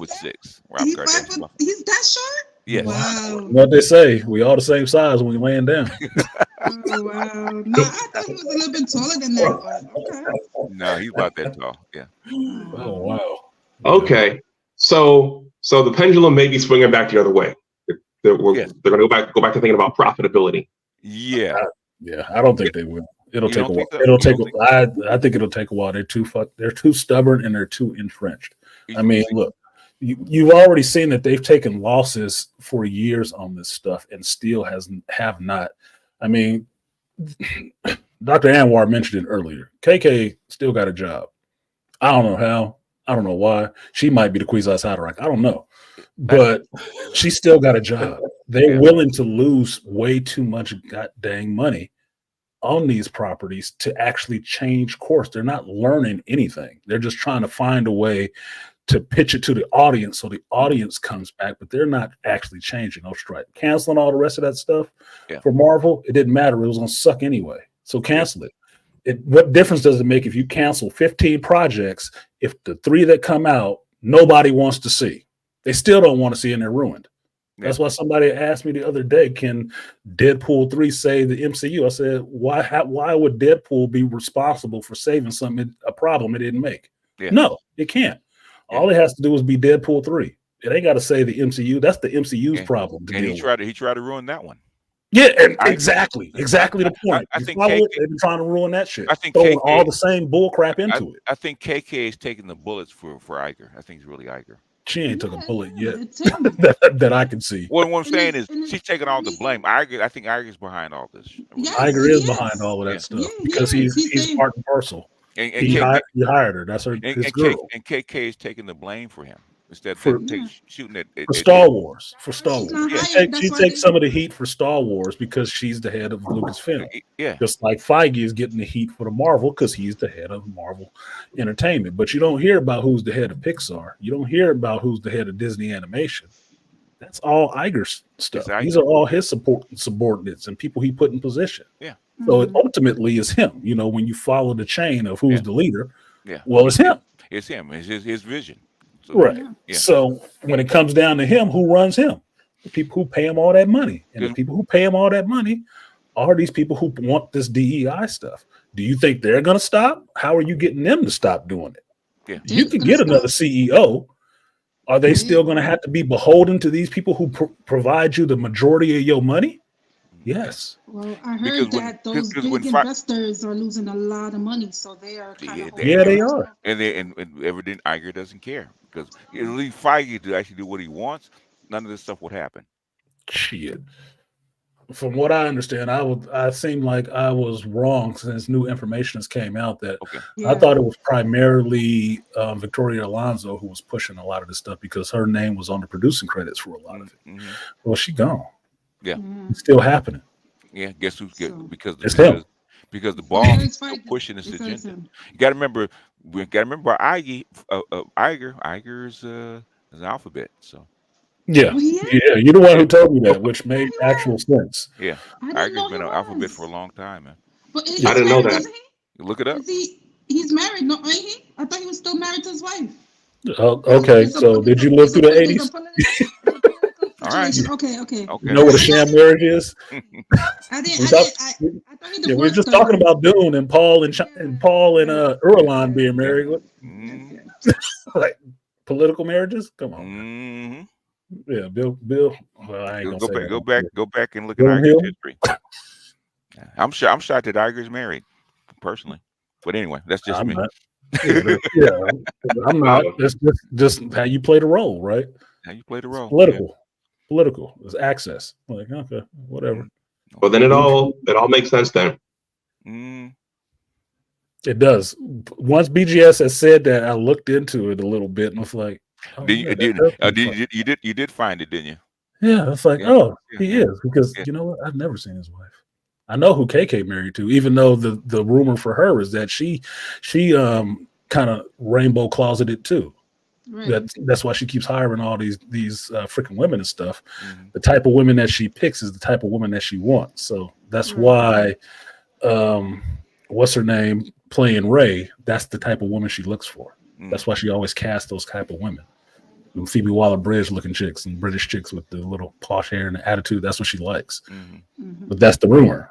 That's the rumor with KK. Like, okay, I got you. If that's your thing, that's your thing. I don't understand why they're so closeted about it, because they're in that environment where they could be free. It's because guys guys will not buy it if they got a whiff of this. No, they're still to me they're still older. I mean they're in that group where it wasn't cool for them to be out about this stuff, so they still have a degree of shame associated with them with being who the hell they are. They don't know how to be who they are. They've been faking it for too long to actually know how to be who they are. So they keep pushing. In my view, they are the miserable types. And that's why they keep trying to push this shit on everybody else, because they're trying to make you outside of just accepting, hey, you can be whatever you want to. They want you to accept it like it's the gospel. Like, you know, you live in 1984 and you got to prove that you love Big Brother. You got to prove it to them. You know, because they feel so miserable about it their fucking selves. It's like, dude, whatever you do is your choice. It don't matter to me. You can come out tomorrow. And I say, okay, anyway, you still suck at making movies. It don't matter. Yeah. It doesn't necessarily matter to me. It's not holding that same weight. But I'm just a different generation where this kind of thing is not new to me. It's not shocking. It's not that big of a deal.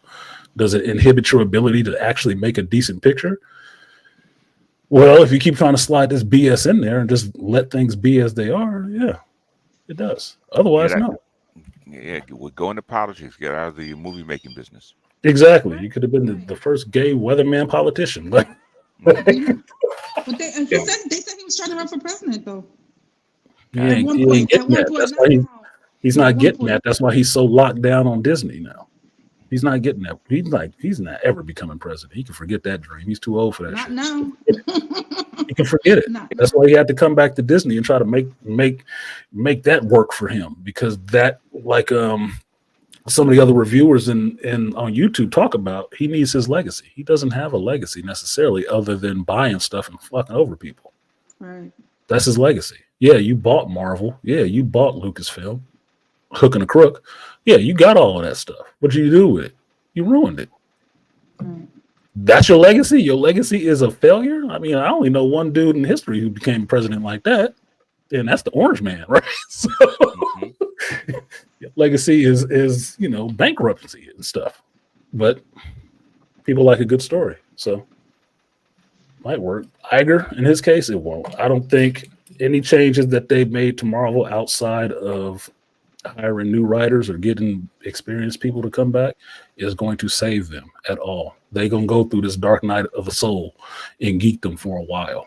I'm thinking at least 10 years, because they got too much stuff that's still in the chute, waiting to pass through this goose and crap it out on our screens for us so we can just sit there and like, God, hopefully they get to something decent. Same thing with Star Wars. You got the Acolyte coming up. I don't want to see that shit. I don't want to watch it at all. I don't even want to watch this Bad Batch. I don't. It's ruined for me right now. It's like, this is such a suffering session for me. I feel like I'm dealing with Pinhead and the Hellraisers and the Cenobites having to watch this shit. You open the box. You want your pain. You want your suffering. Yeah, well, I'm watching it. You're getting it. Like, good night. Well, last question, then I'm gonna wrap up. Well, which studio generated Dune? Warner Brothers. Warner Brothers. Okay. Legendary Warner Brothers. Yeah. Okay. Well, it's not DC, so they're doing something right. That new president in Warner Brothers, he's not paying no jokes. He's going to make money. At least the WB actually appealed to women and the kind of stories that they liked on the TV shows. Mm-hmm. Men didn't like it, but it actually appealed to women more. Yeah. The WB, CW, and stuff like that, it was a little bit more women-centric, but it worked for them a little bit more. But they built that up over time. It wasn't no immediate thing like we just hardline tried to turn it up on women. No, they did it over time. So you think about the early CW shows and stuff like that. Yeah, it was women-centric, but it was still, in a sense, entertaining. Right? Yes. You can still watch it. Yeah. Dune has women thrown in it all over the place that might not have been there initially in the written material, whatever, but it's not overpowering in a sense to where I heard somebody talk about it. I still haven't watched anybody's Dune reviews because I haven't done my review yet, but I heard people talking about it. Was it woke and was it over feminist? I'm like, no, this is just how Dune actually is. There were women there. There's always been women there. Lady Jessica is a very powerful figure. Very powerful figure, dude. Jesuits are freaking manipulating everything, so they're freaking powerful. No, it's very balanced as far as male and female. It is. It's a good story. Just, very good story. But it's realistic. They don't do things that they can't do as females. Okay? No, even Chani. Chani is not a slouch. No. Chani is a Fremen. When you go through the stories and understand what it means to be a Fremen, that is a prodigious freaking fighter right there. That is a very good fighter, and that is his woman. Yeah. Look, you worried about the fit of king? No, you never get past Chani, dude. If Jessica is a force, Chani is just as much of a force, and these are the two women that flank Paul. Yes, almost like the Dora Milaje. You know, exactly like that. Yeah, exactly like the door. Like, no, you will not harm my Paul. Right. Either way, I didn't like her. Kind of like I agree with the criticism about her. I felt like she could have been more loving to him. She was. I maybe it's her acting, but I didn't feel. Okay, read the books. I read the book. No, I read the book. I know that, but I'm saying her acting, because you didn't see the movie BGS. In the movie, she wasn't as, to me, she could have been acted more loving. She didn't act as more. She was a little bit too. Yeah, they had her in the movie. They didn't make her be the current movie. They have her playing it a little bit more like she's against Paul, taking on this role as the Kwisatz Haderach, or doing this stuff with the Bene Gesserit. She only care about the Fremen. She don't give a shit about the rest of these galactic politics and none of that shit. She only cares about, are you going to hurt my people? Right. Yeah. And she kind of walks away from him because she sees him going in that direction and doesn't understand why he's doing it. But she sees it as him turning on his love for her, that he never really cared. He was just using her to get to this position. So she kind of bounces on his ass. So she ends the movie like her mother ended the movie in the last one. She leaves calling a worm. Right. That's how they make her in this movie. But I know in the book she is formidable, but in the book she's a lot more loving to him. And in the movie, I think she could have played it a little bit. Maybe it's her acting. I don't think she's that nuance of an actor to do it really nuanced. I don't think her acting is as good. But she got a boyfriend. And basically, she loves Paul, but Paul has a role to play, and nobody can escape their fate, even her. Okay? Yeah, she didn't understand it at first. She didn't understand even in the book. And she didn't like what the destiny had turned her son into, because once he became the Kwisatz Haderach, he was a different person. He was no longer her son. Okay. Much like Jesus' mother had to walk away from him once he became. Yeah, that was Jessica. Yeah, and she was actually afraid of him. She was. Yeah. She's afraid of both. Jessica low key is afraid of both of them, Paul and Alia. She's afraid of both. Yeah, because they became something that's almost not human. Yeah, in her because it's one thing to say, like, I'm giving my son this training to possibly be this person, right? It's something completely different to understand that your son has become a man and he is this person. Yeah. Now, where do you fit in that role? You have to submit a bit to him. That's a little different for her. So she is a little bit afraid of Paul, because even in the movie, Paul used the voice on her and scream on her and stuff like that. She get a little bit like, oh shit. Yeah. She's like, oh yeah. When that son gets his bass in that voice, and all of a sudden, get that bass. I'm afraid of that but bass. The thing is, Paul was never supposed to be the Kwisatz Haderach. Okay. No. That's why he had the potential, but he was never destined. According to the genetic lines, he was never supposed to get that power. Yeah. So she never anticipated that. But the thing, he had to get it to actually save the Fremen and to save the Atreides line. That would be why a third 3-hour movie would be more interesting to me, because then you get, like you got in Matrix 2, what it means for Paul to be the Kwisatz Haderach at that time. To go past that point of, like, now I'm doing this thing. What does it mean for me to do this thing? What changes goes through that character? When I think it was the Dune Messiah, the second book. Remember Yeah, exactly. I want to see that shit. I definitely want to see that, because this is the book that I think he's going to put parts of the Messiah into his new movie in the third part. That's what I was hearing. Don't spoil it. That would be interesting. It would be interesting. It would. I would love to see an audience reaction to seeing that kind of thing on the screen. Mm-hmm. It would be. It to me, it would be amazing. Like I would want to see that in a packed house to see if people get it. Like, did you get it? Did you get it? If you compare that to Matrix 3, right? Same thing happened. Yeah. Yeah. Same thing. Exact same happened. Yeah. I think that's where she got it from. Yeah. Or where they got it from. Let's put it that way. Yeah. Where they got it from, yes. Yeah. But like I think it's Messiah or Heretics of Doom, where Paul he basically shits on his own name.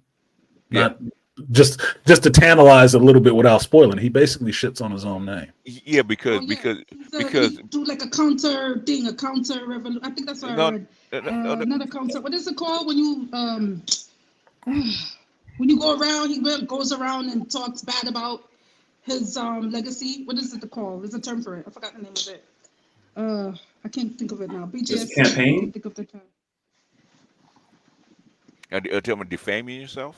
Mm-hmm. Yeah, he goes around like undercover saying that. Oh yeah.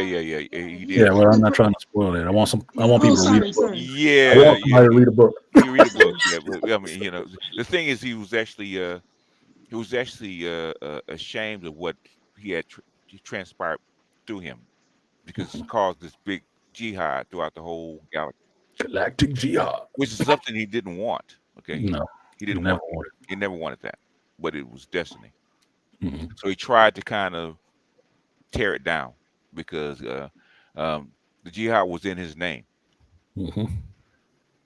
He was in his father's name. Trying to curtail the jihad. Yep.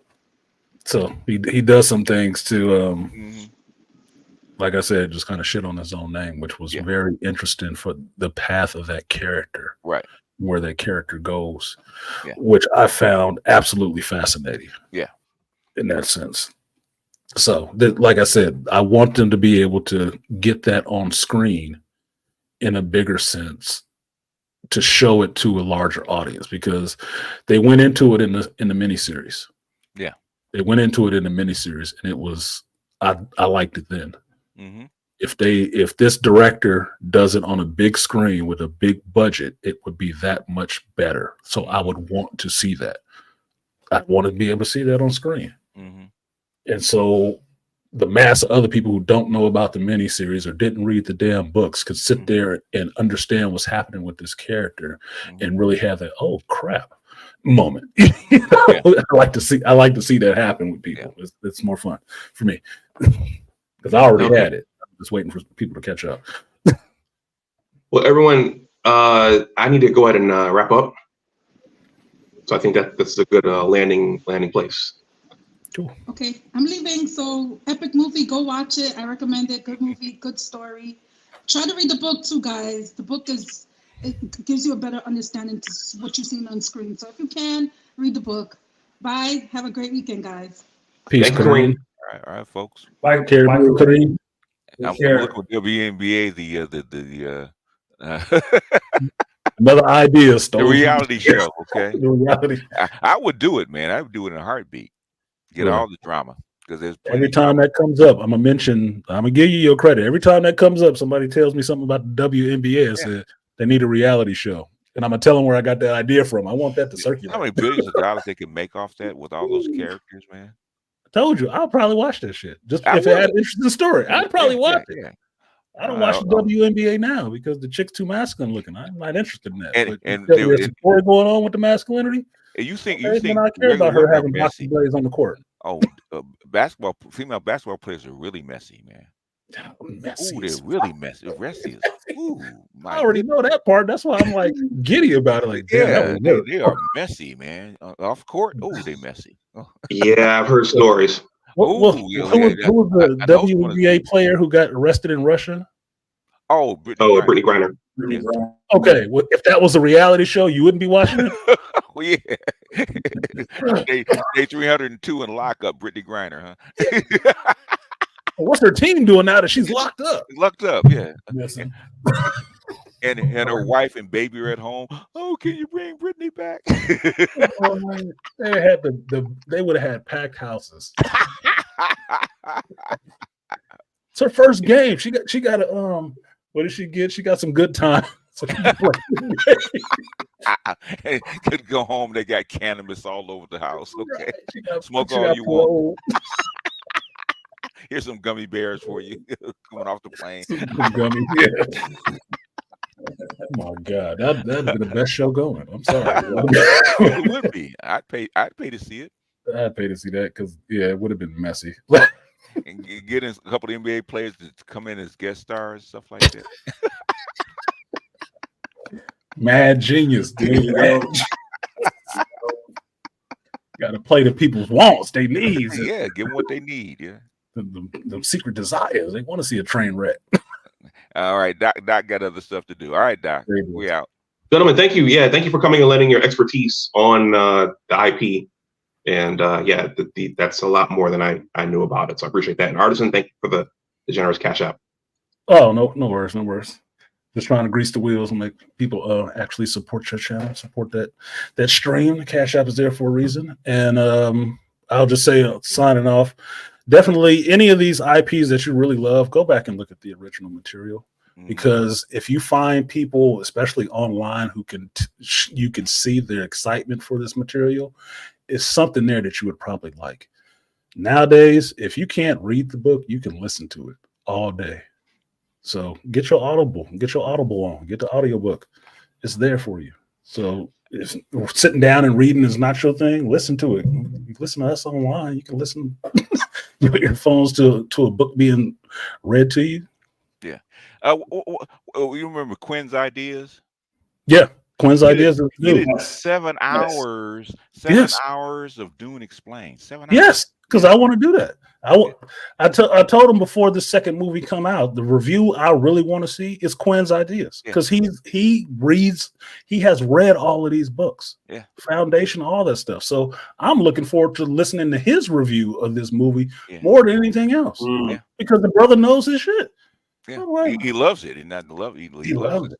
Yeah, loves it. So yeah, you did 7 hours. Awesome. Now I know I need to do 8. But yes, I'm looking forward to listening to his review. But I haven't listened to everybody's reviews because I still need to do my own. Hey, Artisan, have you watched Reacher yet? I finished Reacher. Okay. You got to watch Mr. and Mrs. Smith with Donald Glover. Watched some of. I watched the first episode. Actually, did a review of the first episode, and Donald Glover. I hope he shuts up more going forward, because he talked too much in that first episode. Look, it is ripe. It is ripe for a masculinist review. You can get into some esoteric stuff, but it's ripe for a masculinist review on his character, just his character alone. It's like, I told you, I was married to an Asian woman. I date Asian women. Okay. I told them to watch that show. They love that show. Oh, really? Okay. Oh, did they? I got one to stop talking to me because I told her she did something in this show that reminded me of her, and she watched it and got pissed off. Like, you mad because they accurate? Like, I ain't the only one who had this experience. Like, crazy ass. Yeah, I watched the first episode and was like, dude, shut up. Okay, stop talking. No, get through. It's only 8 episodes. It's actually really good, and I turned 2 other people at work, the HVAC guys, onto it, and he came to work yesterday or Thursday thanking me for telling him onto that show because he really loved it. So he and his wife were watching it. They loved the freaking show. I said, dude, I've watched the thing like 3 times all the way through. I watched a couple episodes last night because I love the couples therapy episode, which was funny as hell to me. Oh, okay. Yeah. So yeah. It's like married at first sight, really. It is. Yeah. My biggest thing on that show has been that I think the title of the show does it a disservice because it's based on the idea of the Mr. and Mrs. Smith with Brad and Angelina. That's the last thing in people's consciousness that they know of. It kind of does this show a disservice because it makes people put it off as, oh, it's just copying this. It's a copy. That's what I thought. It's reversed. But I said, if he talks as much as he did in the first episode, I can't watch it. Okay, because he just he got some savage moments in that show. Yeah, well, really savage moments. With the ending, with the last one, it's like with the cake. Oh God! Second episode is twisted. Okay. Second episode is twisted. Right. Third episode is more fun. fourth episode and fifth episode, you get into, it's basically like a relationship. It is a relationship. Yeah. And you understand to see how this process of this relationship goes. Yeah. And where it gets to. And that was more fun because I'm telling you, there's a scene where she ended up at this woman's house and she pulled a gun on this woman. She said, and ask her, how long have you been seeing my husband? I was like, oh shit. Okay. Oh, all right. This one's about to die. This one was coming. It got that deep, huh? It got deep, dude. It got deep. Okay. Like, all right. Okay. I'll keep watching it. All right, Doc. We out. All right. Well, thanks, gentlemen. Yep. Peace, Dr. Anwar. Appreciate you. All right. I'm all. Have a good one. Peace. Bro, you have anything to say before we wrap up? Anything? Thank you, Artisan. BGS. Peace, brother.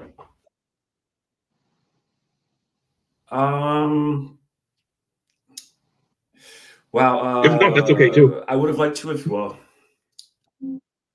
sorry. I said, if not, that's okay too. Bro? But go ahead.